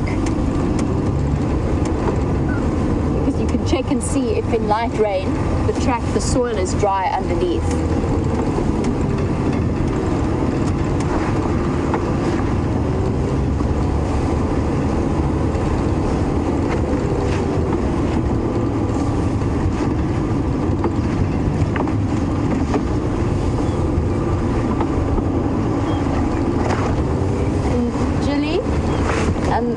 Julie in Wisconsin, and Teresa and many others, you're concerned about Brent. At the moment, I said he has tick bite fever. That's my bet. Scott says it was a spider bite. That's Scott's bet, I guess. He's going to the doctor today, so we'll find out immediately. Either way, neither of them are life-threatening. It's made him feel quite ill. His temperature's up a little bit. So he's a bit uncomfortable. His leg's a bit sore. I suspect it's tick bite fever, just judging by the way his glands have gone up. And just for those of you living in the States or in Europe, our tick bite fever is far less serious than the Lyme disease that your ticks can pass on. And tick bite fever essentially is a disease that causes you, it feels like a bad flu, essentially. It feels like a horrible flu that makes your lymph glands, particularly your groin lymph glands, pop up nice and hard and solid, fighting off the infection. And it's treated by a very rapid, very brief course of doxycycline, which is an antibiotic, so it has that dual purpose. And I promise you, I feel terrible for him, but I'm not too concerned. I'm sure he's going to be absolutely fine. He just feels a little bit grotty. Shame, poor thing. All he needs is just the odd antibiotic and he'll be fine. And what's funny about it is that Brent, when I first got to know him, was convinced he was immune to tick bite fever. So that's kind of a little bit amusing, because he's obviously clearly not. Let's see if it's tick bite fever. I've stopped to have a look at the zebra, but I don't think they're gonna come out and play nicely. There's no tracks popping out here, which makes me think that those lines have gone north, not west. But I just want to check the triple M boundary as well at the same time. See if we can't figure out where they went from there. Last night, after the end of the sunset safari, the camp that we're in doesn't have any phone signal. It doesn't have any cell phone or mobile phone signal. And as a result, if you want to get any kind of signal, you go to outside of the gate. And I walked out last night after the end of the sunset safari to go and send a message through to home. And the impala was still shouting, and I was saying to Scott, I thought the lions had already left. Is there a leopard or something walking across quarantine? And I look up, and 50 meters away, standing looking at me, is one of the Nkuhuma lionesses. So there was obviously a straggler. And I looked at her, and she looked at me for a while, and then she trotted off after the rest of the pride. It's always interesting to see the different ways animals respond to you in the way that they do.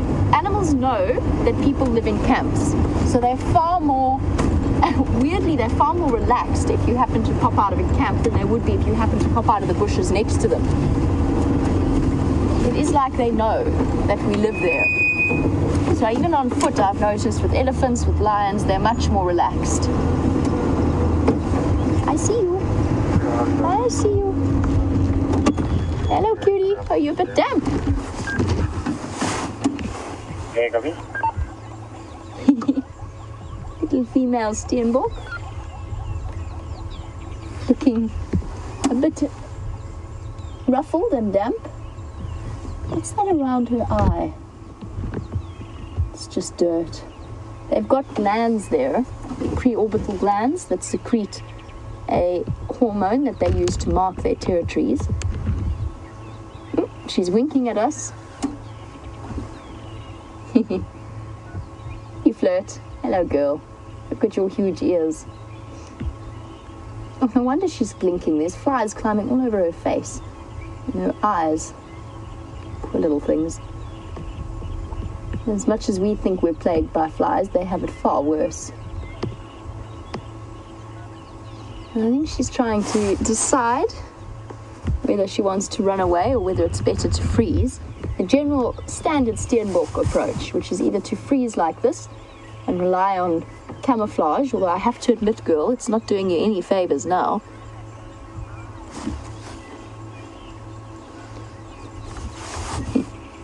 Huge ears, huge eyes, an animal that, oh, good girl, you're nice and relaxed. Not often that we get to have a Steenbok sighting like this, so we can all enjoy it. I love the white highlights over her eyes. They're like eyebrows. It's so fascinating. I've never really noticed that in Steenbok before. This is what I love about this camera and the zoom effect that it has, is that you get to notice little details that you might otherwise not have picked up on, like her eyelashes framing her eyes. And for an animal that hides away in dense vegetation, and most of the vegetation out here has thorns, it's crucial as a way of protecting that eyesight. Oh, she's devouring that plant. With considerable speed.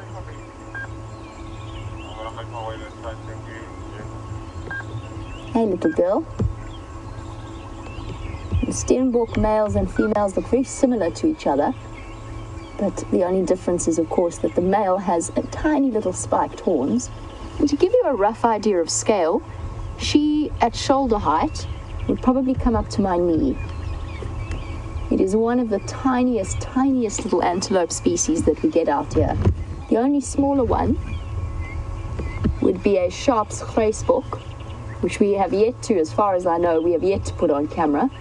They're quite rare little antelope, but they do occur here. You never know. It's much like our sable search, constantly looking for new and unusual antelope to show you. Enjoying that. One ear poking backwards. Those incredible ears giving her a directional sense, and also a way of amplifying, so she can look at us with one ear. Sorry, let me try and rephrase that. She can look at us and listen to us with one ear, and then listen behind her with the other. Completely independent motion. Bye-bye, girl.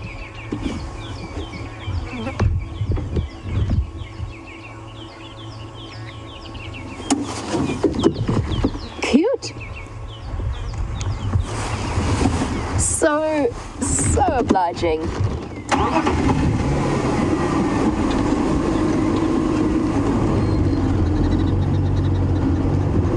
And a question coming through from Dan in Los Angeles. You were wondering whether or not we get topi out here, and no, we don't. I think they are a type of antelope species, although now I'm starting to doubt myself. But we're definitely not one that occurs within southern Africa, as far as I know. There's quite a few, fly in my mouth. There's quite a few antelope species that I am desperate to see. They're still on my list of animals to go and find and observe. Ooh, what's we got here? Looks like a black-chested snake eagle. Let's try and catch up with it. Well done, Bully.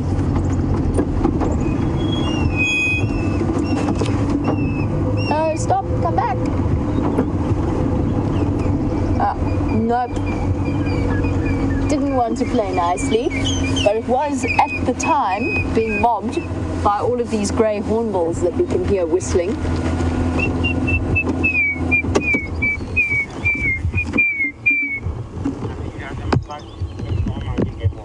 Yes, you're victorious. Did you chase that eagle away? Fairly. This one's going to start.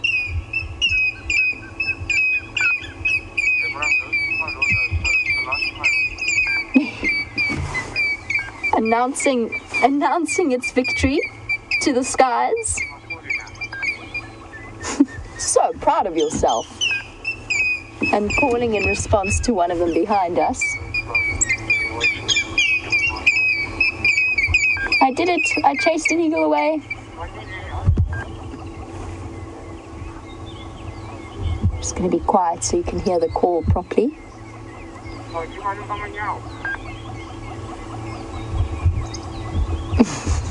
In theory. Has to be calling though for you to be able to hear it.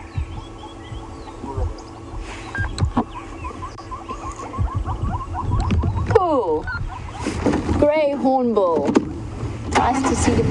I've noticed I'm seeing more and more of them over the last few weeks. I have no idea why that is.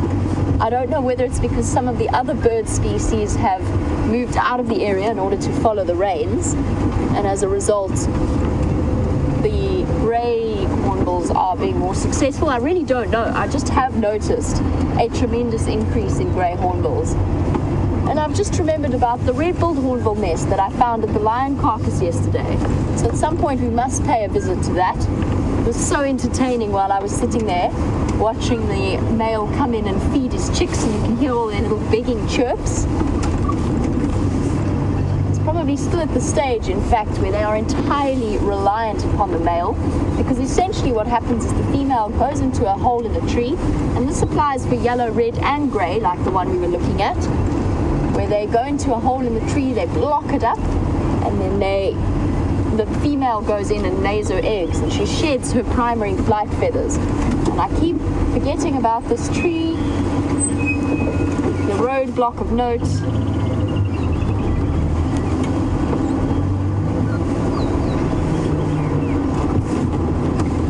And speaking about hornbills, and while I try and figure out where those lines have gone, Scott has found another one of the species to show you.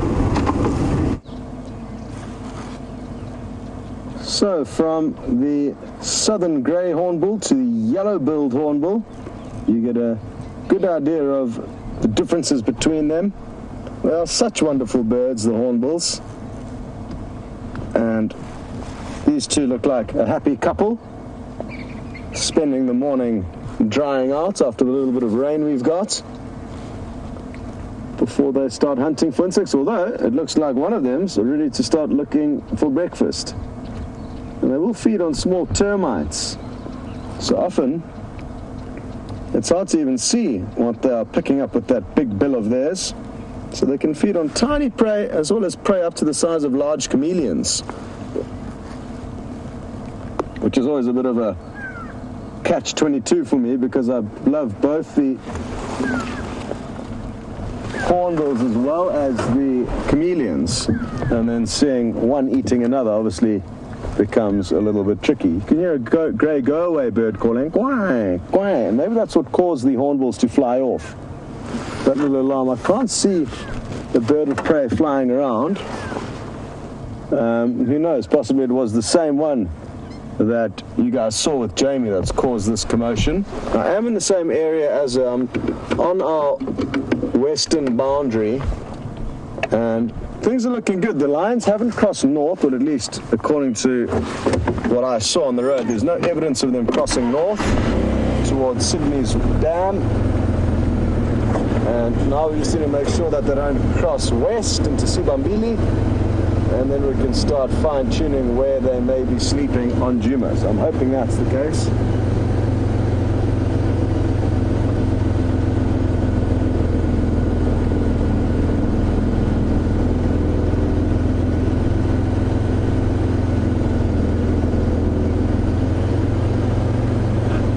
Hello to Tom in Dallas, who obviously enjoyed the sighting of that steenbok. It sounds like you had a great time with her and her eyelashes. And you'd like to know how to distinguish between the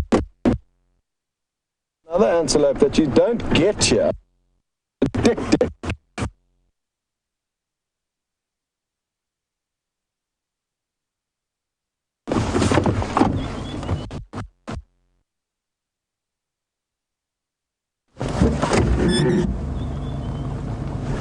Okay, sorry, it seems like we're on a bit of a signal low point here, but what I'm going to do is I'm just going to get my book out and show you the differences between the dik-dik and the steenbok. Now, a dik-dik has got a funny nose. It's the most bizarre nose. It's almost like an extension of a nose. So that's the main thing to look for with Dik-Dik. And there's slightly different subspecies, but let's zoom in here, Tebs, onto the side profile shots, and you'll see that they've got this bizarre nose, and even this frontal shot, you can see it dangling over the front of the mouth, and they've got a peculiar small head, which you can also see there. So it's not one that you'd easily confuse a steenbok and a Dik-Dik. The males have got horns, the females don't, so the same as a steenbok. And I think they're slightly smaller. They're ever so slightly smaller than steenbok. I guess that does look fairly similar to a steenbok, but it's because the nose, you're looking at that perfect angle where you can't see that it actually drapes down. And they've got that strange nose to help with thermoregulation. They live in very hot and dry climates a lot of the time, and that nose helps them keep cool. Here's some other types. So you get the Kirk's Dik-Dik, the Piacentini's Dik-Dik, sure, that's a serious name, Salt's Dik-Dik, and Gunther's Dik-Dik. So I think there's 4 or 5 different subspecies. They all look very, very similar. And I've got an interesting story about a Dik-Dik, and it kind of relates to a chat we had about duiker. Let me just take off this poncho. I'm beginning to melt.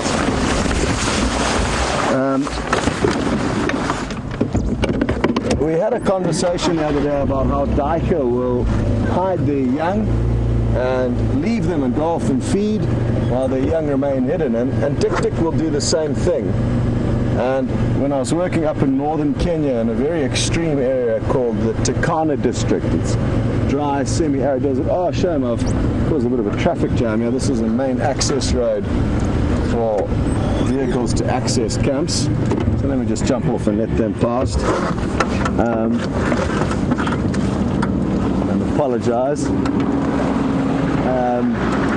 So off he goes, and we can continue with our Dik-Dik story. Now, what happens in a lot of African countries is that young local African people who are out in the field tending to their goats or their cattle may stumble across animals like duiker or baby Dik-Dik, and in some cases bring them to people to look after. So sometimes they're doing it because they care for the animal and they want to look after it. In this case, and I really don't blame the little kids at all, they were planning on eating it, and it was tiny. I mean, less meat, you'd get more meat off a chicken than this tiny little baby Dik-Dik. So what we did is we compensated a little bit of money so that they could, well, we actually gave them food instead rather than money. So we gave them food that they could have a good meal with far more nutritional value than this tiny poor duiker, and then we took care of it for a while. And it was quite interesting. We actually tried to smuggle it from the area where we were working back through Wilson Airport, which is in Nairobi, and we were transporting it in a backpack of all things because we didn't want everyone to know what we were doing. It was myself and a friend, and he could take it back to the area where he lived further kind of south of Turkana, where the same Dik-Dik also occurs. So he was going to reintroduce it into a family of Dik-Dik that live in his garden. And obviously this one, being so small and hand raised for a couple of weeks before we finished that project up in Turkana, had become hugely accustomed to us, and we couldn't just leave it there. So we took it with us on a short kind of 1.5 hour flight in the backpack, sitting at our feet. It was completely relaxed. And then we got to the Wilson Airport, which is a small kind of domestic airport in Kenya that you'll fly to most of your safari camps out of. It's not the main Jomo Kenyatta International Airport. And they'd done the most bizarre thing. They'd started making people who've landed at the airport go through the customs check and put everything through the X-ray machine. So we had been walked out of the airport only to go back through the X-ray machines back into the airport only to leave again. And it was the first time this had ever happened, and obviously myself and my friend Rob were not prepared for this. Thankfully, he was a Kenya Wildlife Services warden, and he had done a lot of work in Kenya. He was quite a lot older than me, and he had worked in various national parks dealing with the game guards there, and also dealing with problem animals that escaped and were causing damage to people's lives and also their crops. So he was an official Kenya wildlife warden. Thankfully had his card with him, because when the dik went through the x-ray machine, the person sitting at the desk almost fell off their chair and understandably called us up and said, "What on earth are you doing with this animal in a backpack? I mean, the least you could do is put it in a box." And we just explained our situation. And what was really wonderful is that the head of the airport came through and actually said that we need more people to take care of our wildlife in this country. So it all ended up well, and thankfully we didn't have to pay any bribes to get through, which is typically the case of getting out of any of those kinds of situations in Africa. Lots of bribery and corruption out here. That was an unfortunate scenario to find yourself in, being caught smuggling a dik through an airport. I should actually show you a picture of it. I'll find it on my phone and get it ready for when you come back to us, but you are heading.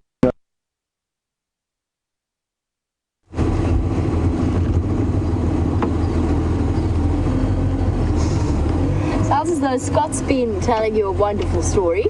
In the meantime, VM and myself are stuck in a traffic jam. Hey, buddy.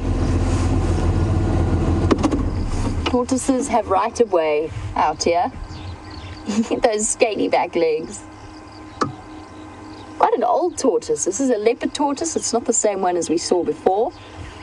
Always fascinating how fast they come out after the rain. Not how fast they walk, though. It's very much put an impediment as to our forward progress. Here you go, dude. Thank you. Contemplating the bank with trepidation. Up, up, up. Come on. You can do it. You can do it. Whoopsie. Bit of a slip. Easy. Easily done. A leopard tortoise like this, I wouldn't claim to be an expert at aging tortoises, but I would say that this one is easily 20 years old. They grow very, very slowly. So to see one of this size is actually pretty lucky. I'm going to spend too much time with him though. We've got lions to locate. I'm going back to the last place that I saw the tracks, and I'm going to shoot off in a different direction, because obviously they didn't pop out where I expected them to.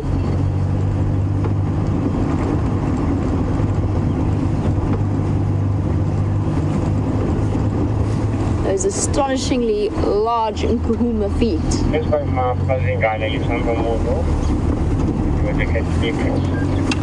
want to have a quick chat on the Game Drive channel. I just want to clarify which lines it is they found on Buffels Hook.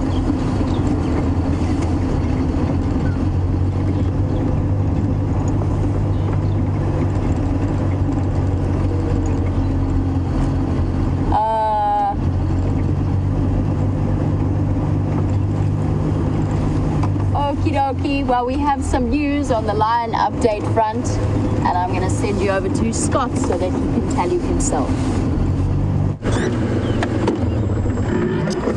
Welcome back, everyone. We've got some unfortunate news.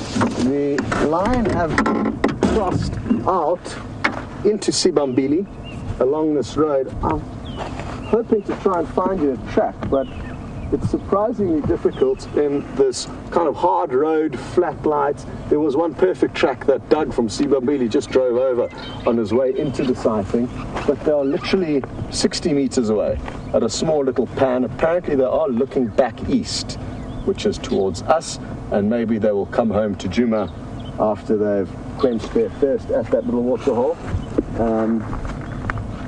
Sadly, though, I'm not going to be able to show you a track. Quite a busy road this, all the tracks that were easy to see at one stage, I'm sure, have now been flattened. But good prospects. The lions could well head back towards us, and Doug said he will be sure to let us know. So let's hope, but to be honest, let's go and look for something else. At the end of the world, there's lots of other animals, and after the wonderful lion show we got yesterday, I don't mind leaving the lions to sleep there. Obviously, if they were hunting buffalo, it would be a little bit more difficult to just accept. And that's why a sleeping lion is far better to hear over the radio than one that's actively hunting, which there are currently north of us in Buffelshoek. There's a Talamati pride, which is a pride with 2 big males that spend a lot of time with them at the moment, called the Salati males. And there's also 5 lioness and 8 little cubs. 8 cubs! Anyway, hopefully they'll start coming further south, but they tend to camp quite far north of our northern boundary. But they were busy showing some interest in zebra. That would be wonderful to watch. And hopefully it won't be too long before our Traverse area gets extended. Our boss is doing everything imaginable to try and acquire more land for us, but it's not as easy as it seems. But it appears that hopefully he's going to crack a code and work his way into some more traversing area for us. But we're just going to have to wait patiently for that to happen. I will literally be doing cartwheels the day that it happens, because this is certainly the longest time I've been cooped up in such a small area of Traverse. And it takes a bit of getting used to. There are certainly benefits to it, and I must say that. There are benefits to having a small Traverse area. You get to know it intimately, you really do understand every little inch of it, but there comes a time where you'd also like a little bit more turf to explore.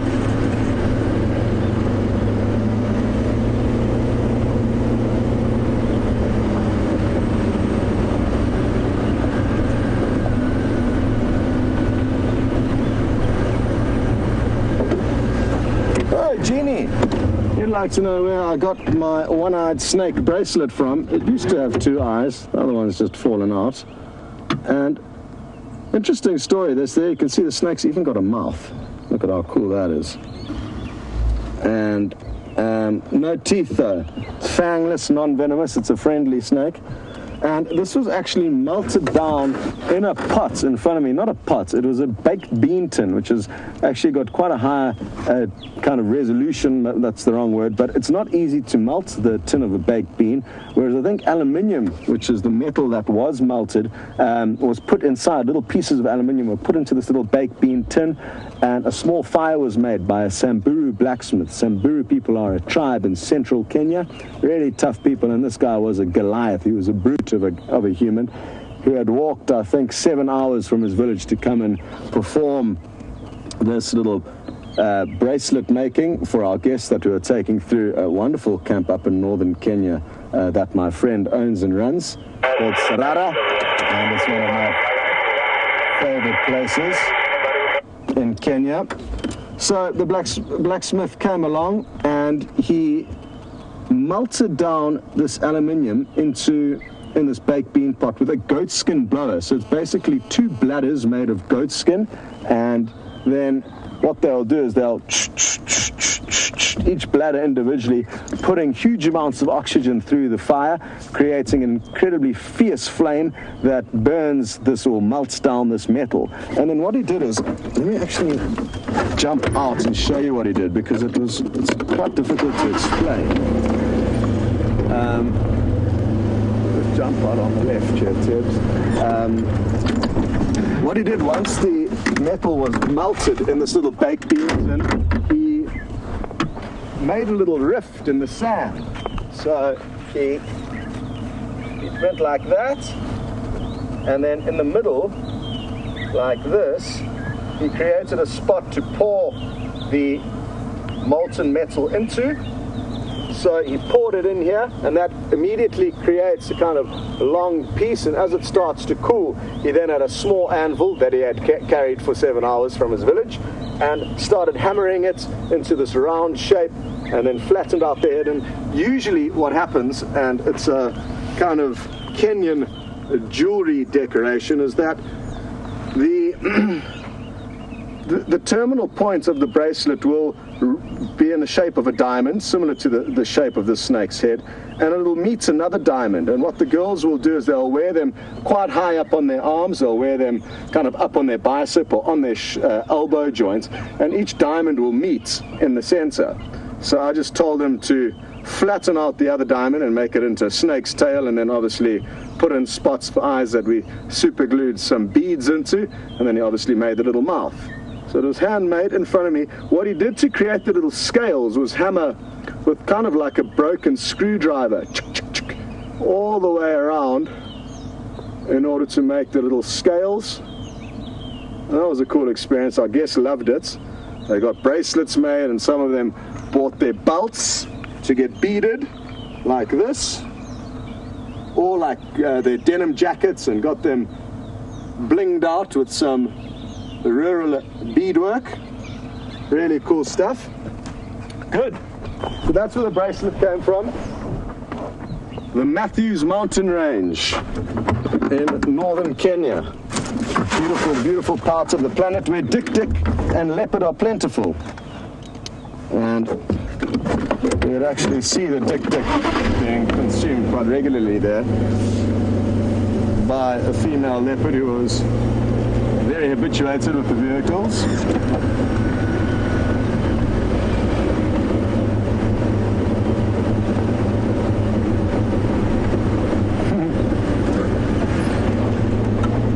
Apologies for the somewhat adult-like words that were used that were getting some of you guys a little bit flustered, and that certainly wasn't the intention.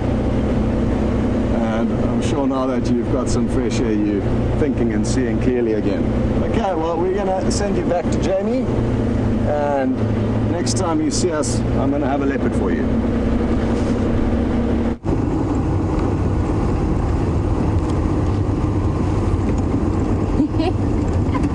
Now, since our lions have pulled a sneaky maneuver upon us, I've decided to come and check the more open areas of Djuma, and hopefully the sable hasn't pulled the same trick on us. I know that they like nice open clearings, so I'm keeping a close eye out for them.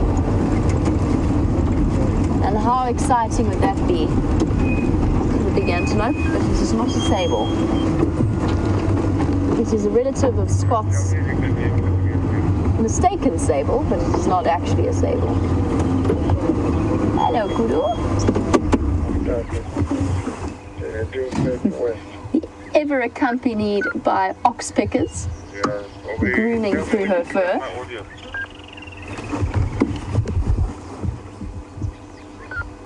Hello, gorgeous.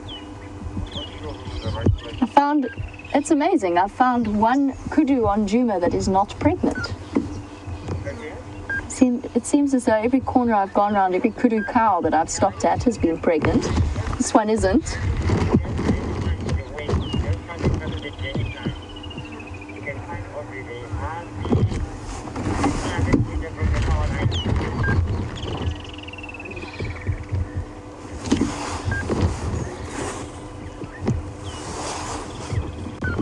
And D. Curse, you were wondering what antelope has fangs or canine teeth.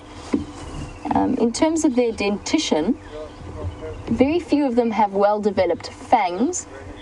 They have flat incisors used for nibbling away at the grasses and the trees that they munch on. And then obviously the most important part for them are those long rows of molars at the back. And what I'll do for you is I'll have a look and see if I can't find a jawbone or a skull somewhere, and we can have a look at the teeth of the different antelope species. They all share a very similar tooth structure.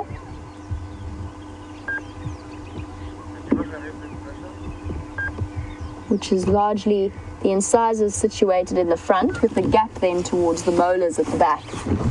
I'm trying to think if I have a picture. Oh, I was looking for a picture in one of my books until I realized that due to the rain, I had turfed all of my books out into a sheltered cover. So I'm not carrying any with me at the moment, unfortunately.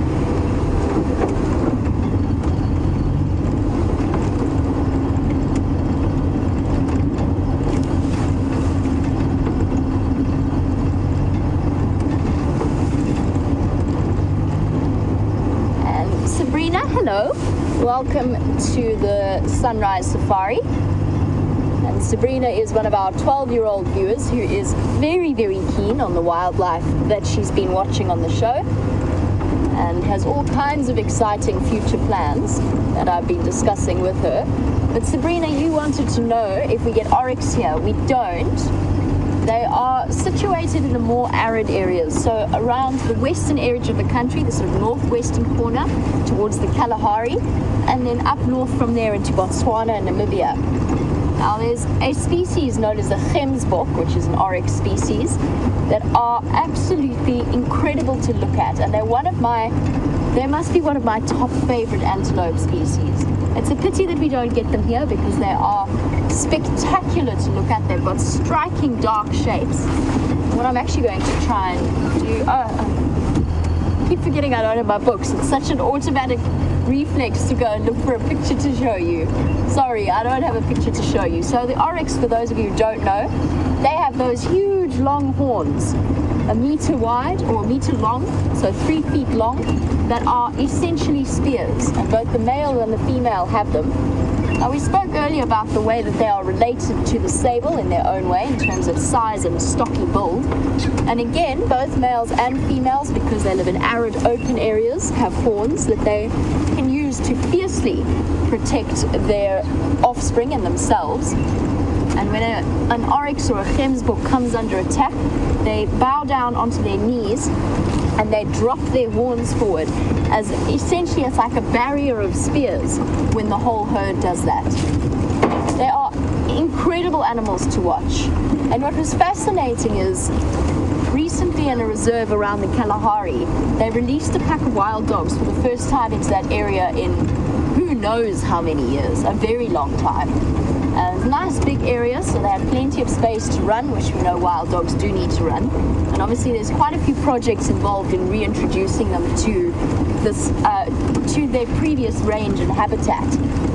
And nobody ever expected one of their kills to be an oryx species. They always thought that it would be a little bit too big for the wild dog to take on, but actually they started becoming specialists in hunting and avoiding those scything horns.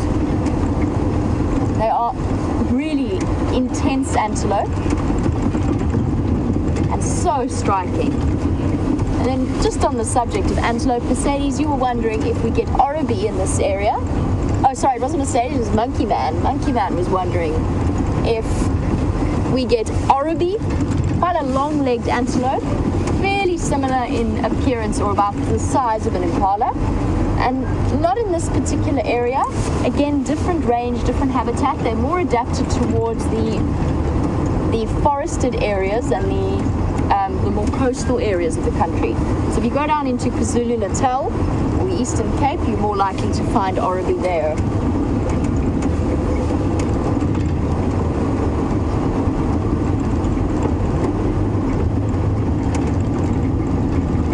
And unfortunately, this morning, our weather seems to be playing havoc with our comm system.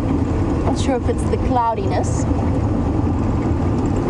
or if there's some other reason for it. But just to let you know, if I ignore your questions, it's just because some of them are not making it through to me.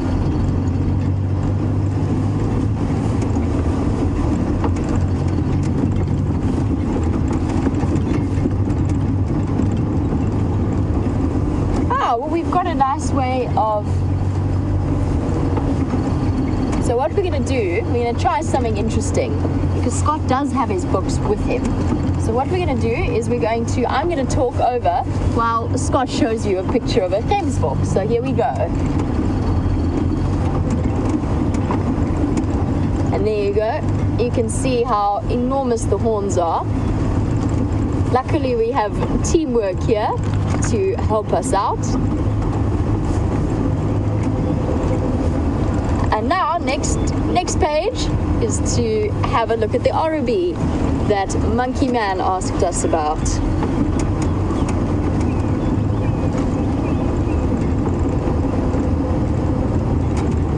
Here we go. Teamwork at WildEarth. New and inventive ways of solving unexpected problems that arise along the way. Thank you, Scott, wherever you may be, for your assistance in that matter. You can see what I mean about the gemsbok in particular, or the oryxes.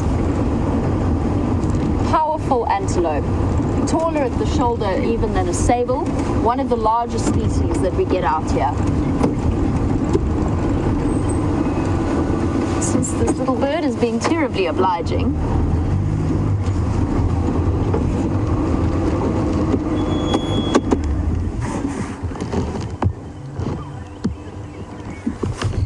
there we go, a beautiful European roller. And with this camera in particular, it's always wonderful to stop and have a look at the closer details of the bird species that we see, including that hooked beak just at the tip there, powerful, solid, which makes this one of the, or an insect out here's worst nightmare. They're proficient at catching things like bees and wasps, similar to the bee eaters, and then swiping their beak repeatedly along the side of a branch. Oh, what was that? And it's very common to see them perched up at this medium level, at which point they then dive down and grab any kind of cricket, anything that they might find wandering through the grass. And a rainy morning like this morning is great for a European roller like this one, because it means that the insects are going to start making an appearance, much like the tortoises were, coming out of their hiding places where they've been trying to escape the heat and the dryness. Also a bird with well-developed rectal bristles around its beak. Now, this is a tiny but fierce predator of the skies, and apparently Scott has found a huge predatory bird.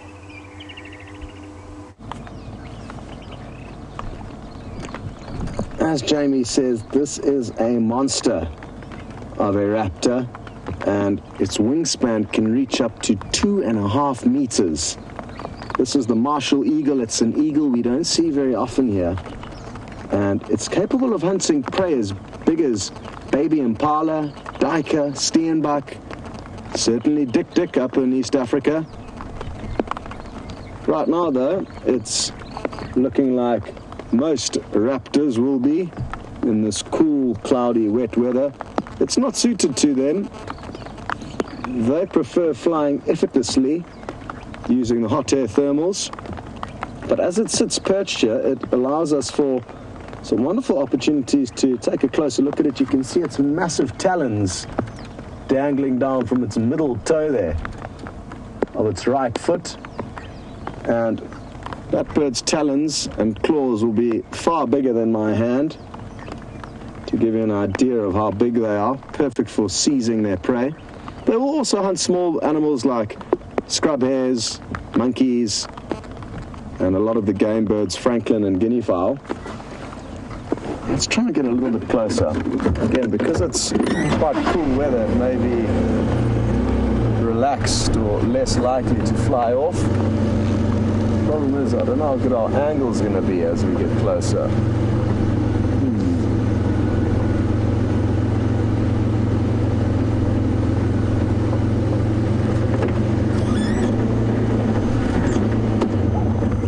Let's see how this is. We can't get much better than this.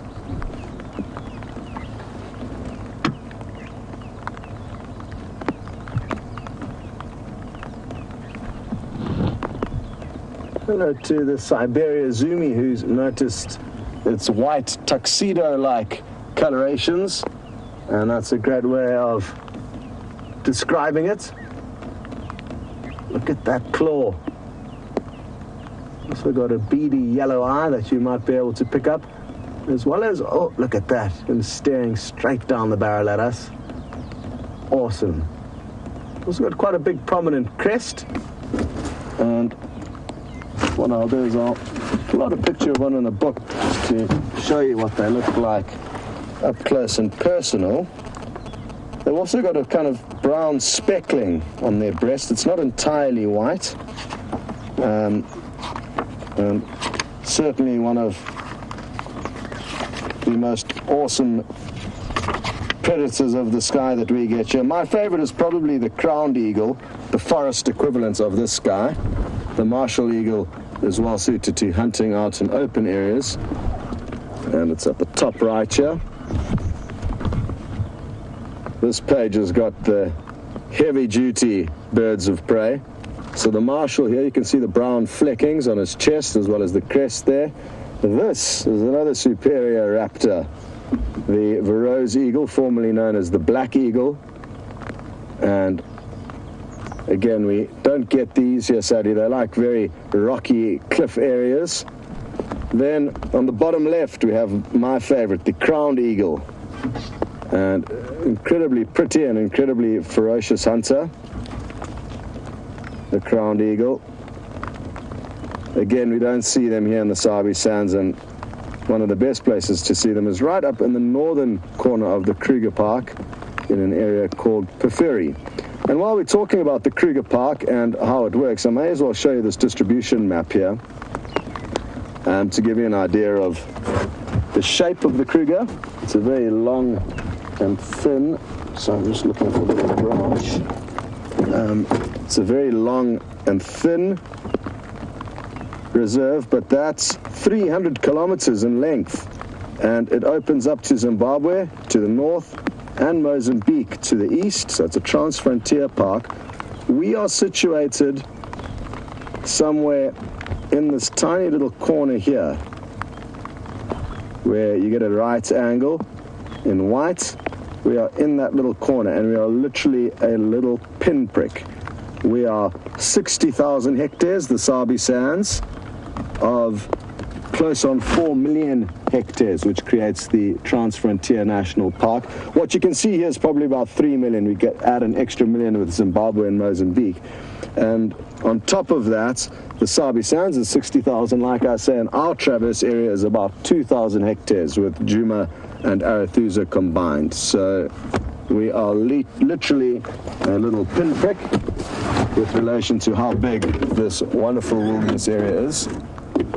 Mr. Martial Eagle, you don't want to go and catch something for us? I don't blame you in this weather for not being up and about though. Well, sacrosanct, you are one lucky individual, and you were lucky enough to see a martial eagle swoop down, catch a mongoose and fly off with it. And it's something that I always think about, and I've discussed it a couple of times with you guys, and that is that it's so difficult to film birds of prey that we've actually got very little idea of how awesome they are, and few of us have ever seen them hunting in action. I know all my time in the bush, I've hardly seen these animals hunting. And you may see them swooping down, but at the perfect moment, the bushes will get in the way or the prey will disappear. They're obviously not easy to follow because they're flying and we're based on the ground. But maybe with the way technology is going, we are in the future going to be able to gain an insight into their hunting and be there to capture some incredible moments as they do hunt. But Sacrosanct, very happy to hear you got lucky with that.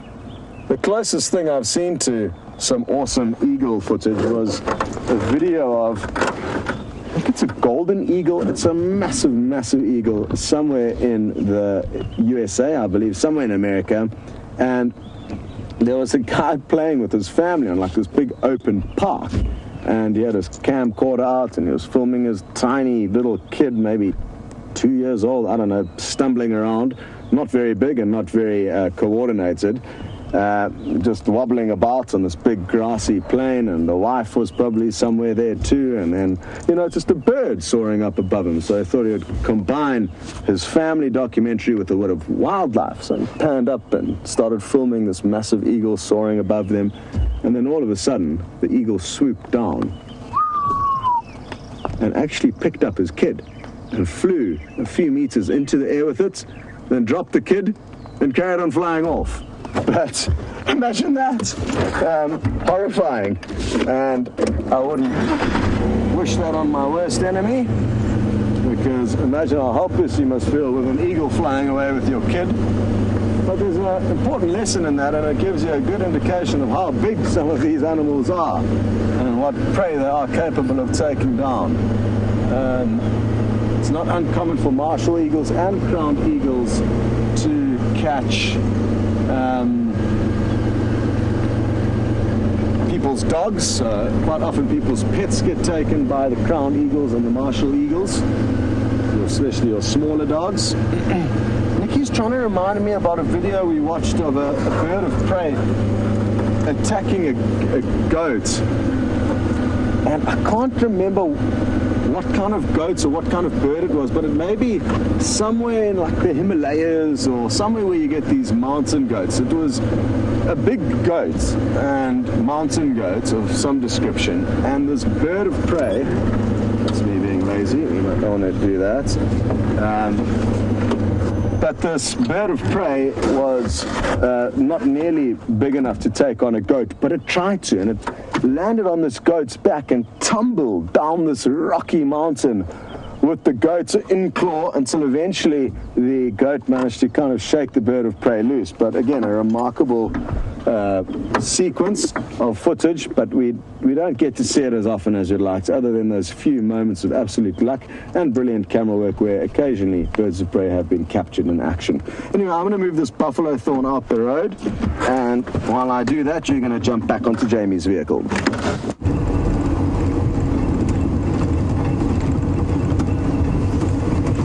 That's awesome. It's not often that we get to have a look at a martial eagle. It's actually quite unusual to see them, although they are fairly dominant in this area. But an enormous bird, definitely one of my favorite eagle species.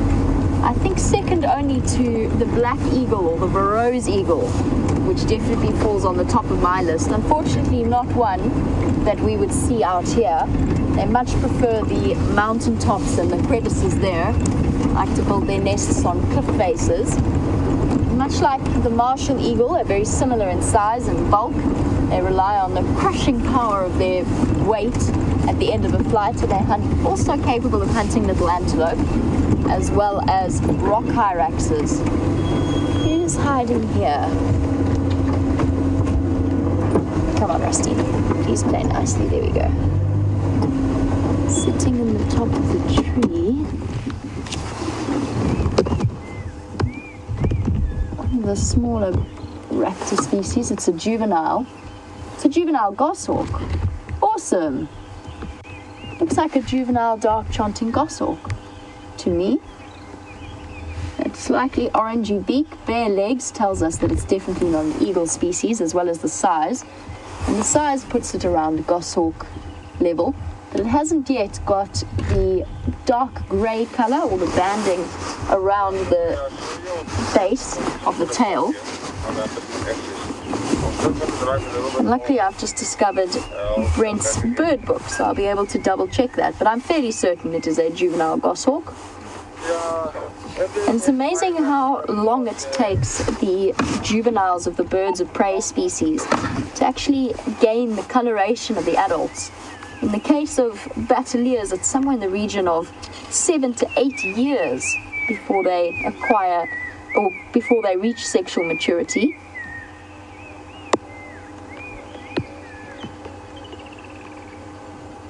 I've forgotten how the alphabet works, so I'm struggling to find goshawk. Oh, there we go.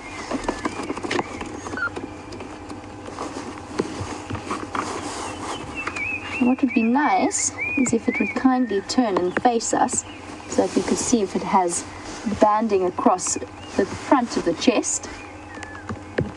Come on, buddy. Don't you want to turn around and say hello? The only thing that throws me off slightly is the dark coloured eye. Goshawks usually have lighter colours. No, it's got to be a juvenile dark chanting goshawk. Nothing else I can think of that could be at that particular size. And that pale colour that's starting to come through. Oh, rain is coming again. Gentle drizzle.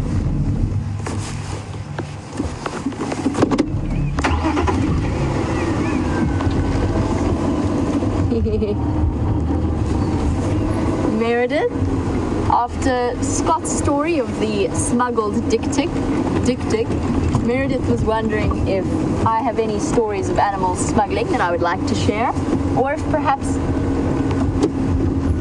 a lady doesn't tell. Sorry, Meredith. In this case, we are distracted by these sparring impala.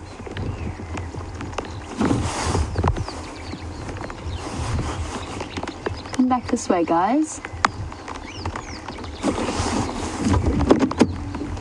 It might pop out in the open there. Nope, they're going back again. Look out on the right, it is squirrel. And out on the right. Liam hears a squirrel shouting, I think quite possibly in response to the presence of that bird of prey. Come on, impala. Continue your game. This is what having a bachelor buddy is all about. Practicing the skills you're going to need for later on in life. Watching them dance around each other like this.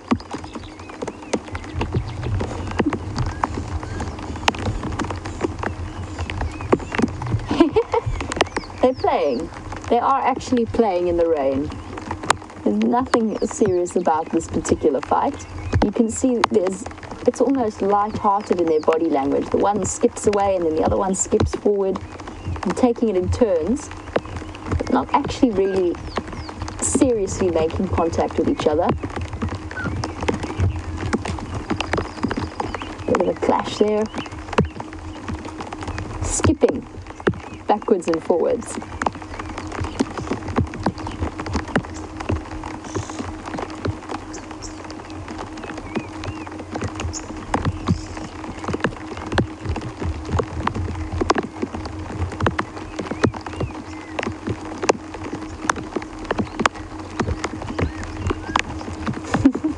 Oops, got his horn stuck in the branch there. And although they are playing, as I said, it is very good practice for building up your coordination and your fighting moves that you will need in May when the rut time starts for the impala.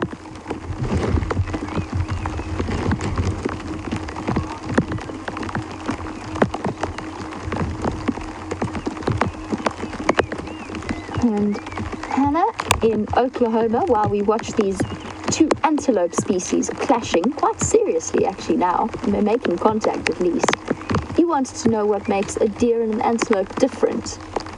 And they're using one of the main differences between antelope and deer. Those horns sitting on the top of their head, only antelope have them, and they grow from a growth plate and are solid bone. And they're permanent throughout their lives, covered in a keratin sheet, very solid living tissue that will be on their heads the entire time, so they don't shed their horns at any point. Whereas with deer, the main difference is that deer have antlers and that are shed usually once a year around the end of breeding season, once all of the ewes have been mated with. But again, I mean, they're very similar animals and they have essentially evolved in different areas, in different ecological niches. Of course, antelope species more adapted for the hotter, drier climates, whereas the deer species are more geared towards cooler climes or are more capable of coping. I can tell you, if we had the amount of snow that certain areas of the States have been getting, our antelope species would not be able to survive it.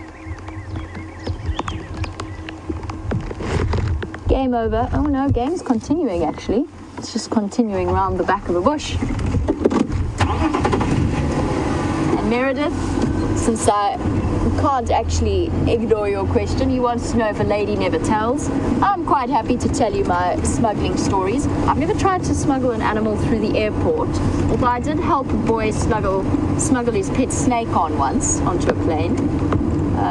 That doesn't count because it wasn't my animal, so it's fine.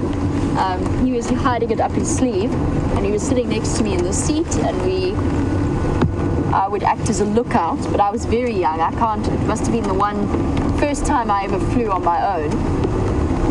I probably throughout my childhood attempted to smuggle many a creature into the house. And I do remember having a pet mouse bird that had fallen out of its nest that I adopted. Its name was Pidgey for some unknown reason. I was very young at the time, is all I can offer. And Pidgey I used to smuggle into school. Oh my God. Part of racing around like maniacs. I was trying to get around to them on the other side of Treehouse Dam. Luckily, Liam is on top of his game as a cameraman. They sprint around like mad creatures. Ah, the rain has come. The rain has returned to us once again. So yes, I smuggled a mouse bird. It was a speckled mouse bird, for those of you keen birders. Not one that occurs around in this area, but it's very common in Johannesburg.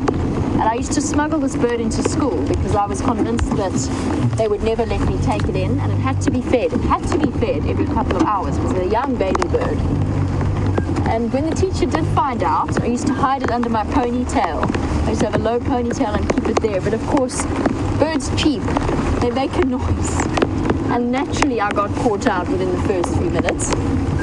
And the teacher actually then gave me full permission to keep the bird at school and actually helped me feed it and gave me advice. So there you go. At least the wonderful South African teachers can be very understanding. I've smuggled hamsters into school before, up in blazer sleeves. And there was a enormous black market trade in silkworms when I was a child as well. Something that I'm sure all South Africans who've grown up around in the cities can relate to. We all had a box of silkworms that we used to feed with mulberry leaves. I can hear alarm calls somewhere, but I'm not sure if it's a bird of prey they're responding to, but if it ties in with Liam's squirrel, you never know what you might find.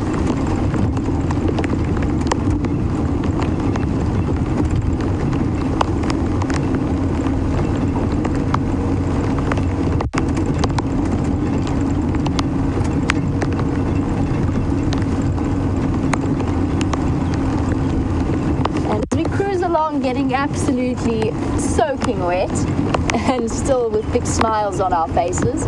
Joseph would like to know what the best part of this job is and what the best part of Safari Live is.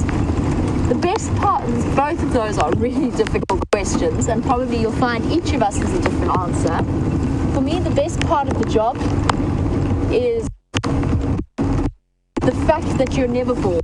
Nothing is ever boring, no day is ever the same. You never know what to expect. You'll never know about the world that I inhabit. It's one of my aspects. I'm just going to go through this dip.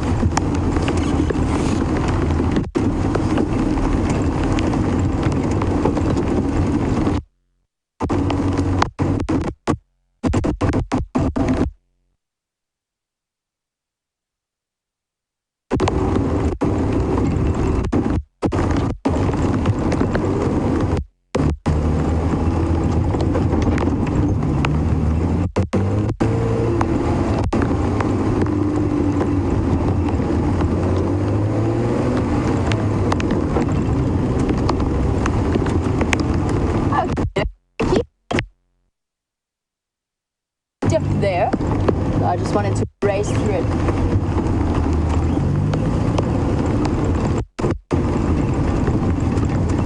And hopefully it should be stabilizing soon.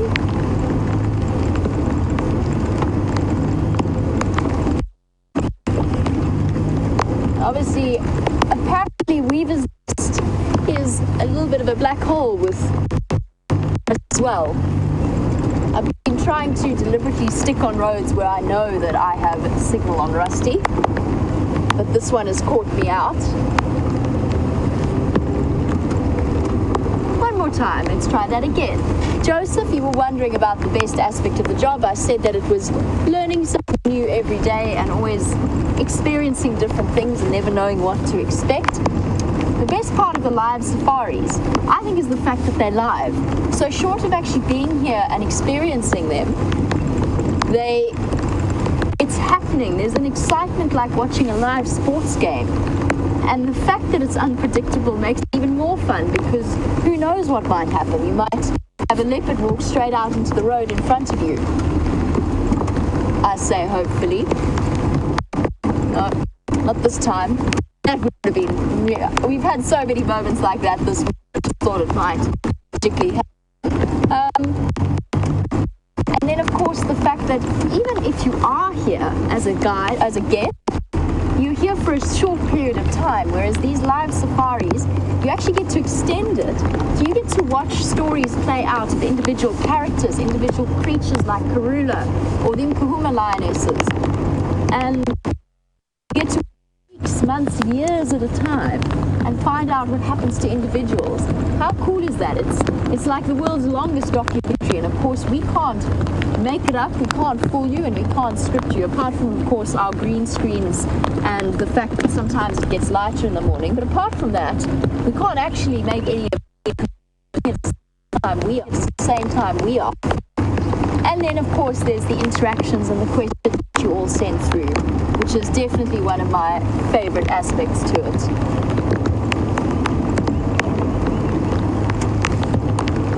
Guys, look at this. It's raining on the green screen. And cue rain. Cue rain. And what we actually have is a couple of people on either sides with hose pipes, and they gently sprinkle us to make it a more realistic effect. I am joking, just to clarify, I'm completely joking. There are no green screens, and in fact, because we are in a drought, there's very little green at all that we can, okay, apart from all the trees, there's some green there, but they're not green screens, and there are not people standing with hose pipes spraying Liam and myself to create the rain effect. That I can promise you. We are soaked to the bone for the joys of live safaris.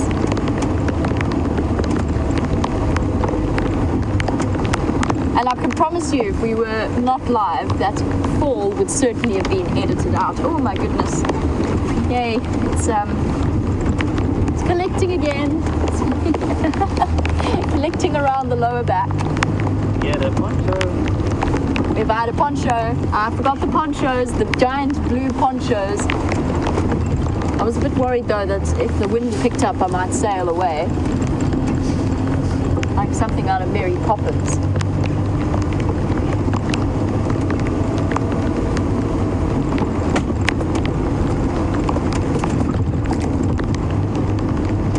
What's been interesting is we've covered most of Juma this morning. It's amazing how the elephant herds come and go.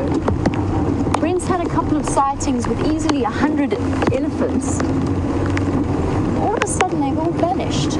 One of them was outside the camp last night, outside Liam's window in fact, apparently, keeping him awake, sharing and swapping midnight stories.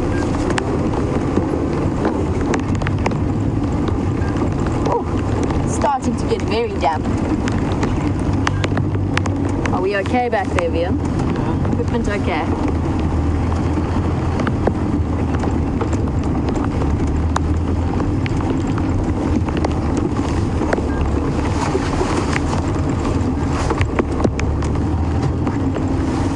Liam's just preparing to put on the final aspect of our rain cover, which is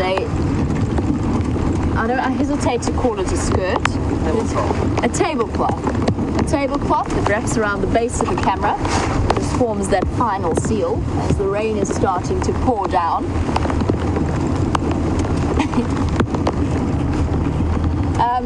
And as we carry on, Michael, you were wondering, and Michael is 17, one of our 17-year-old viewers, you were wondering if you have to have any training to become a guide like we are.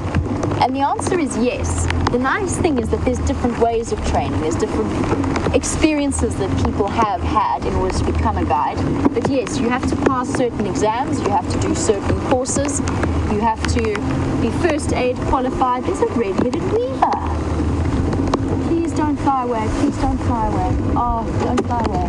It's the first red-headed weaver I've seen in ages. Hello, beautiful. Beautiful. Beautiful bright red head. The breeding plumage of the male. Like a little tomato hopping through the tree. And we definitely haven't seen many of these around, so for those new viewers working on your bird list, here's one to add to the list. A red-headed weaver. That's called because of the red head. I'm not sure whether that needed any sort of clarification. It does. Look at it. It's beautiful. Awesome. Well done, VM. Yay. Very cool. Was that yellow one the female? That yellow one was the female. The one hopping around the side there was the female of the red-headed weaver. She's much more drab. So guys, let us know if that's a first for your bird list. I bet you there's quite a few of you who didn't have that. And I've noticed particularly this year a serious deficiency in the species of weaver. And I spoke to a friend of mine, Emma, who works closer to the mountains, chatting a bit about bird species, and they've had a marked increase in the bird species that they've seen. And I think that's because they've had a bit more rain than we have. How cool was that though? Red-headed weaver for a new bird for many of you, I'm sure. Hello, boy. We got distracted by the weaver and we let you get away. Sorry. That weaver was just so interesting.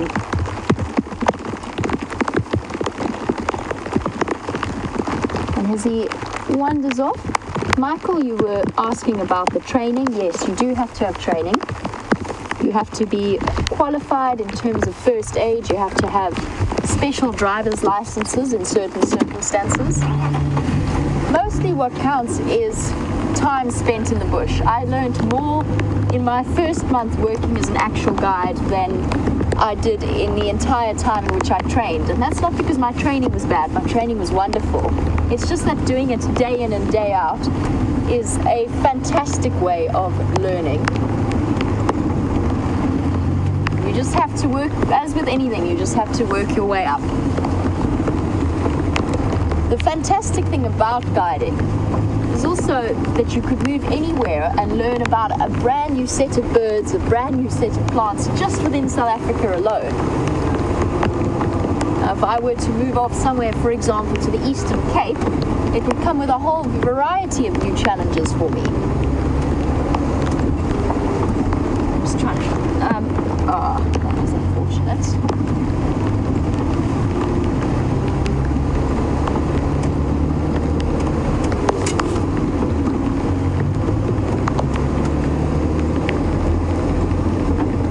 That's one of the aspects where our experience comes in handy in terms of deciding the answer to Jonathan's question. So Jonathan, first of all, you wanted to know how we decide where we're going to go when we go out on the average 3-hour game drive. And picking your routes it's a combination of luck and experience and what you've observed from spending time in this particular area. So how do we know where to go? Either we know where sightings were and we pick where they might have crossed onto the property. Possibly we just go and explore an area where we know that there's water on a hot day, although we seem to have plenty of it falling from the sky at the moment. And Jonathan, you were also wondering how far we might travel on an average game drive.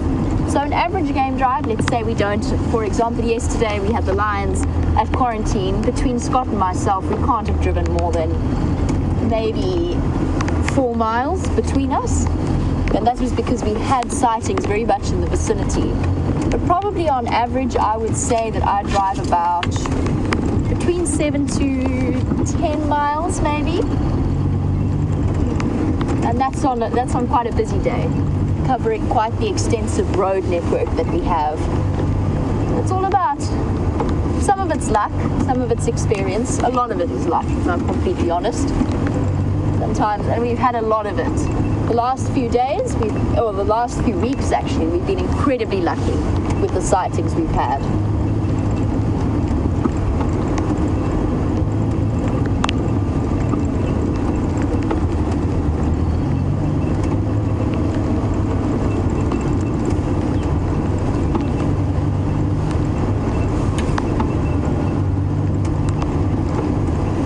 Did just see that big dark male giraffe there, but he wandered off fairly quickly. He wasn't feeling particularly like being on the camera.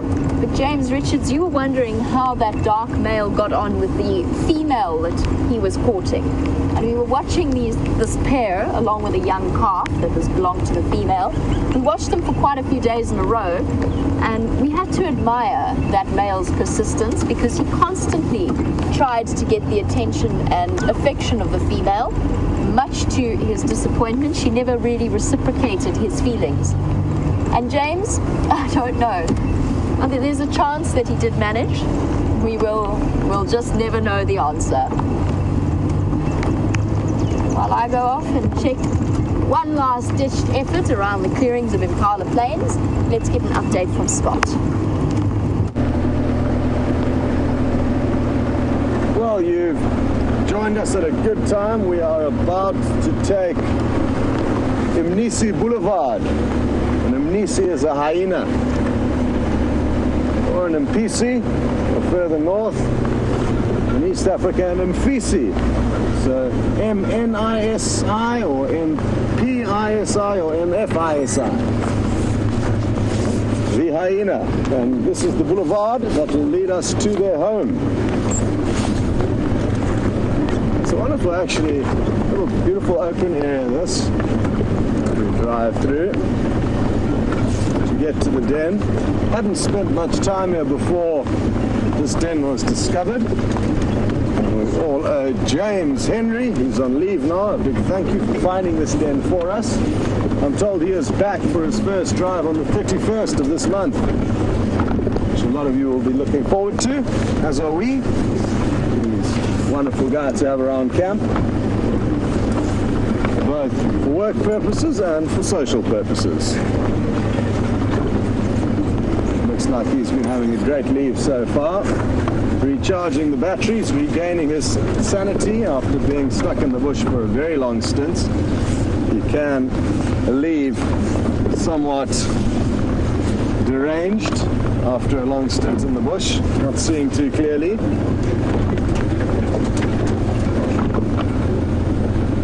What are the hyena going to be up to? Hoping we're in luck.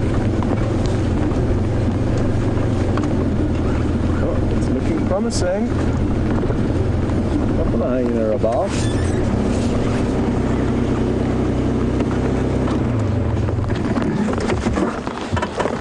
Good. Well, let's go on a little tour of what's happening here.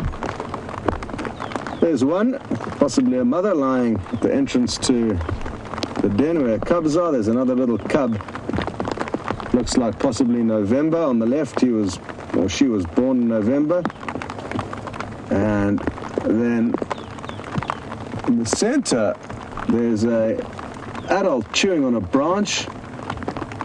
It's quite thick. There's also another cub running along there. That looks like it's one of the Decembers, and the other December following behind it. Those are twins.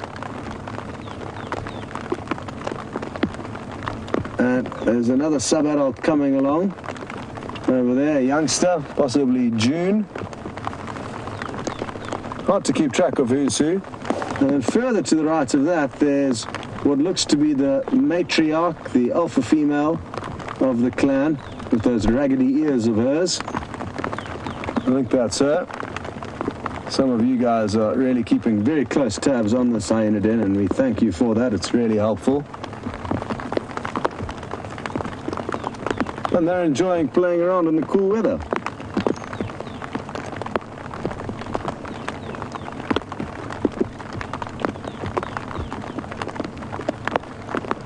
Diana Giles would like to know if these animals are scavengers. And yes, they've certainly been painted in that light, that all they're good for is stealing. But that's not entirely the case. In this area, though, of South Africa, I think it's fair to say that hyenas do scavenge more than that they hunt.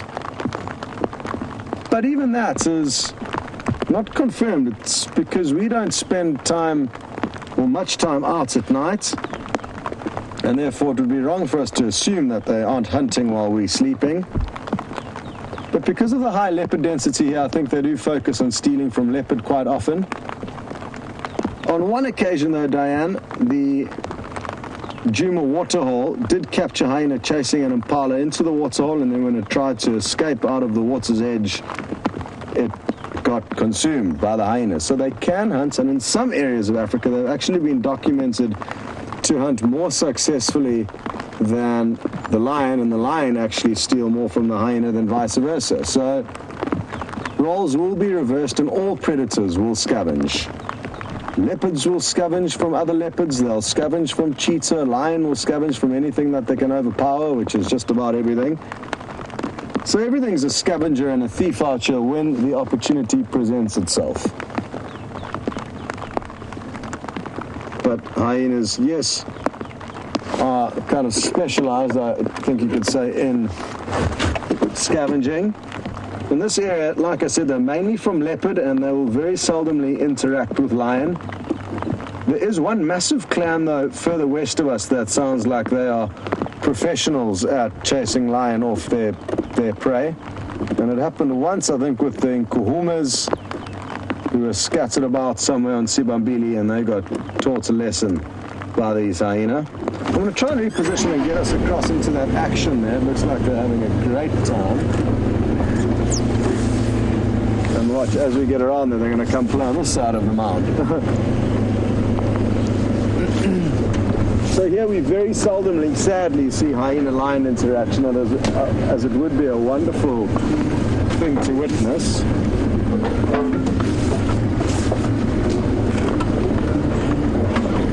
And I've seen very seldomly.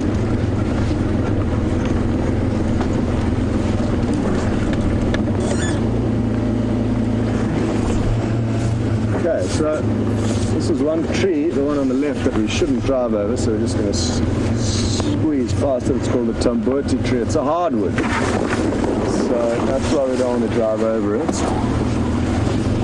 Somebody has already, but this comes literally running down to us to investigate. And let's see if its cousins don't come and join. It looks like they're going to, Tibbs. Here comes a sub-adult.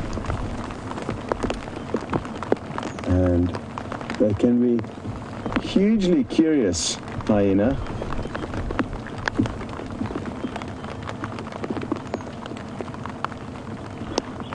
It looks like these guys are having a serious wrestling matchup. They're possibly jostling for a nipple to drink from. Just going to move forward a little bit more.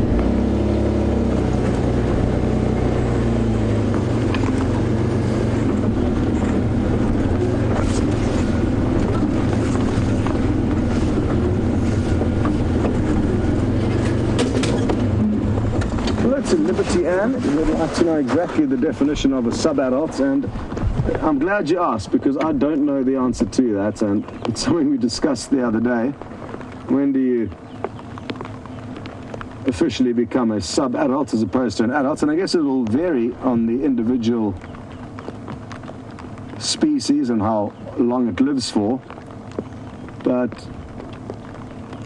that's the best I can give you. Look at that.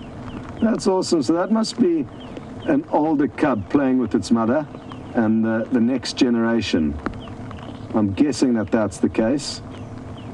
And look at them all just loving this cool weather, piling onto one another. I'm just going to hold back a tiny bit. Sorry to ruin your fun. That's a bit better though. Oh, it looks like the cub's coming to say hello again. How are you?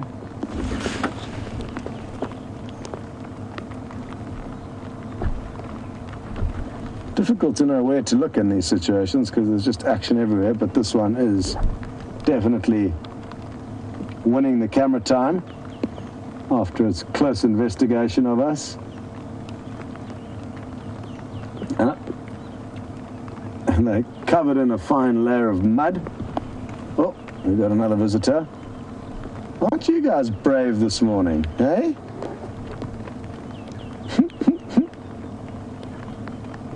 This is a great example of how wild animals very slowly become habituated to us.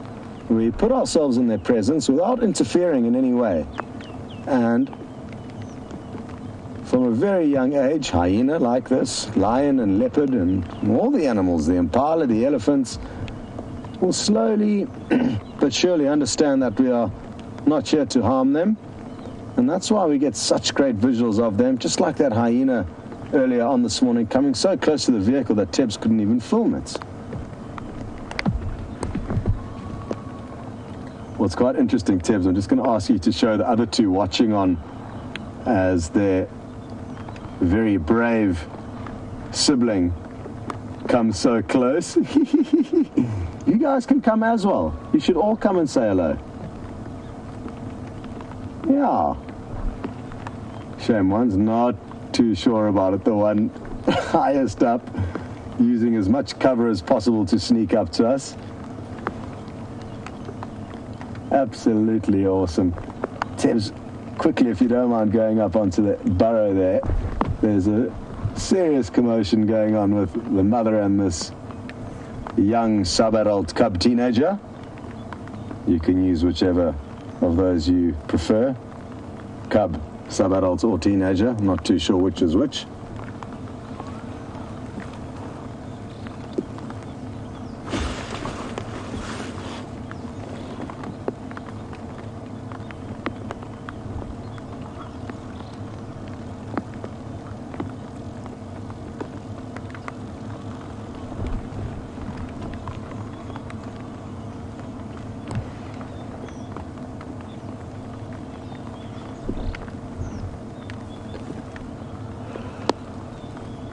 Hello, Gex Gecko, and you'd like to know if the hyena's smell becomes more pungent when they are wet, similar to that of a dog. And not that I can tell. Tebs, can you smell any difference? Not really. They're not the smelliest of animals, and it's not often you smell the scent of a hyena unless you poke your nose into their den sites. At least those are my nostrils. So no, they're not the smelliest of animals, wet or dry. What's interesting here is look at how this youngster's attacking the feet of its mother. Now, even though it's playing, we've seen this happen in a more serious fight, and it's all very good practice. Even the biting on the ears that we saw a little bit earlier, that's a main point that a hyena will attack. The ears are a good spot, and the feet. If you can make your opponent lame by crippling them and hurting their feet, that's a very good start to winning a battle. And very often hyena will attack the feet as well as most animals, and that's why you'll often find rather than an animal fleeing, they lie down on top of their feet to try and protect them being attacked further. And it wasn't long ago that we saw some really, really horrifying images of one unlucky hyena who had had its back 2 feet chewed to a pulp, about 4 or 5 inches from where its toes would have been, all the way up to its ankles, you could say. And it was just a jelly-like mass that she was dragging along behind her. Finally, that large one, whether it's adults or a male, I'm not too sure, but it's had enough. And as it jumped up, I'm not convinced that it was actually a female. And that makes more sense that the sub-adult was getting away with so much bullying a male. This sub-adult that's just disappeared off the right of your screen could be a young female that's been born into a fortunate hierarchical position.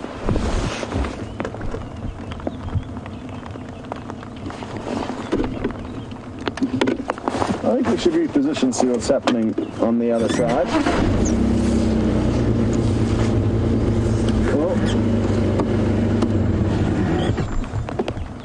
Hello, Kenna, a new viewer who would like to know if I'm ever concerned about being attacked by hyena, and I'm glad you sent through your question when you did. Sorry, not Canna, Tanner, because it's prevented us moving off and the hyena have come back.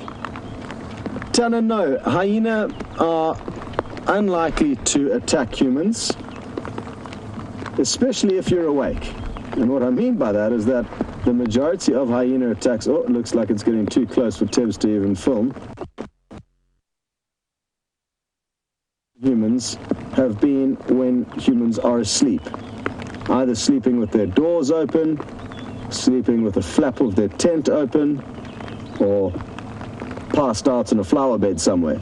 So those are the times when you will be killed by a hyena. I'm almost certain that nobody's been attacked by a wild hyena when you're awake, and they will flee the scene. As soon as you stand up and clap and shout at them, they will run off. So no, hyena I'm not scared of. Lion and leopard can be different, and even though most of the animals out here will run away when you confront them, lion and leopard have been known on many, many different occasions to hunt and kill humans, asleep or awake. Whereas that is not the case for hyena. So one of the less feared animals in my books, personally.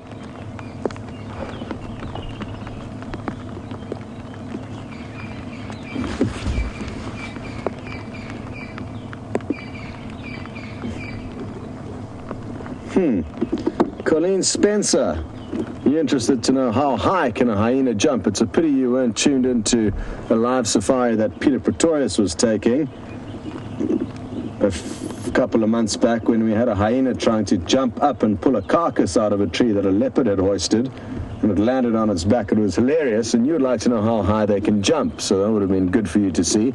Not very high at all. I'd say maybe a meter off the ground. Oh, what's happened? Not too sure. So yeah, not very good jumpers, Colleen.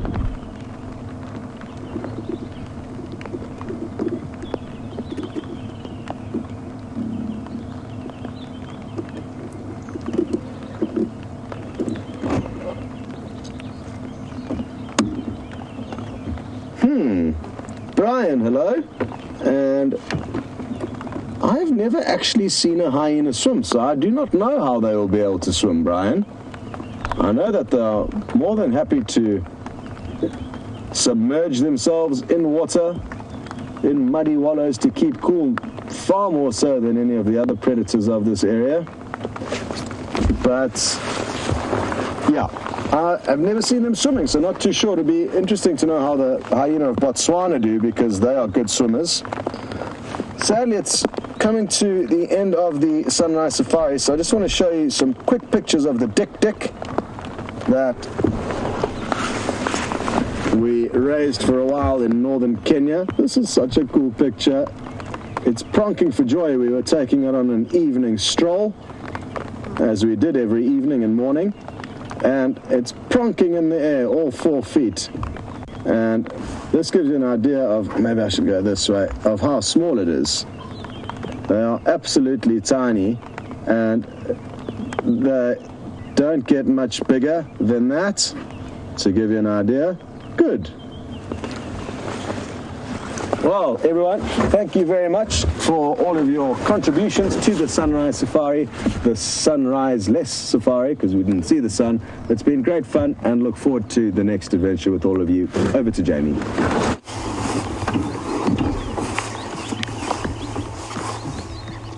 Well, thank you very much, ladies and gentlemen, on this rain-drenched morning, where the vultures are stuck at the site of the kill, where they cannot take off and thermal around as they would like to, even though there's no food left for them to snack on. Thank you for all of your questions and your comments. It's been great having you on board with us. So wonderful to have a bit of moisture, and thank you to Viam for his wonderful camera work, and the lovely ladies in FC for all of their great voicing and directing. Have a great day. We'll catch you this afternoon.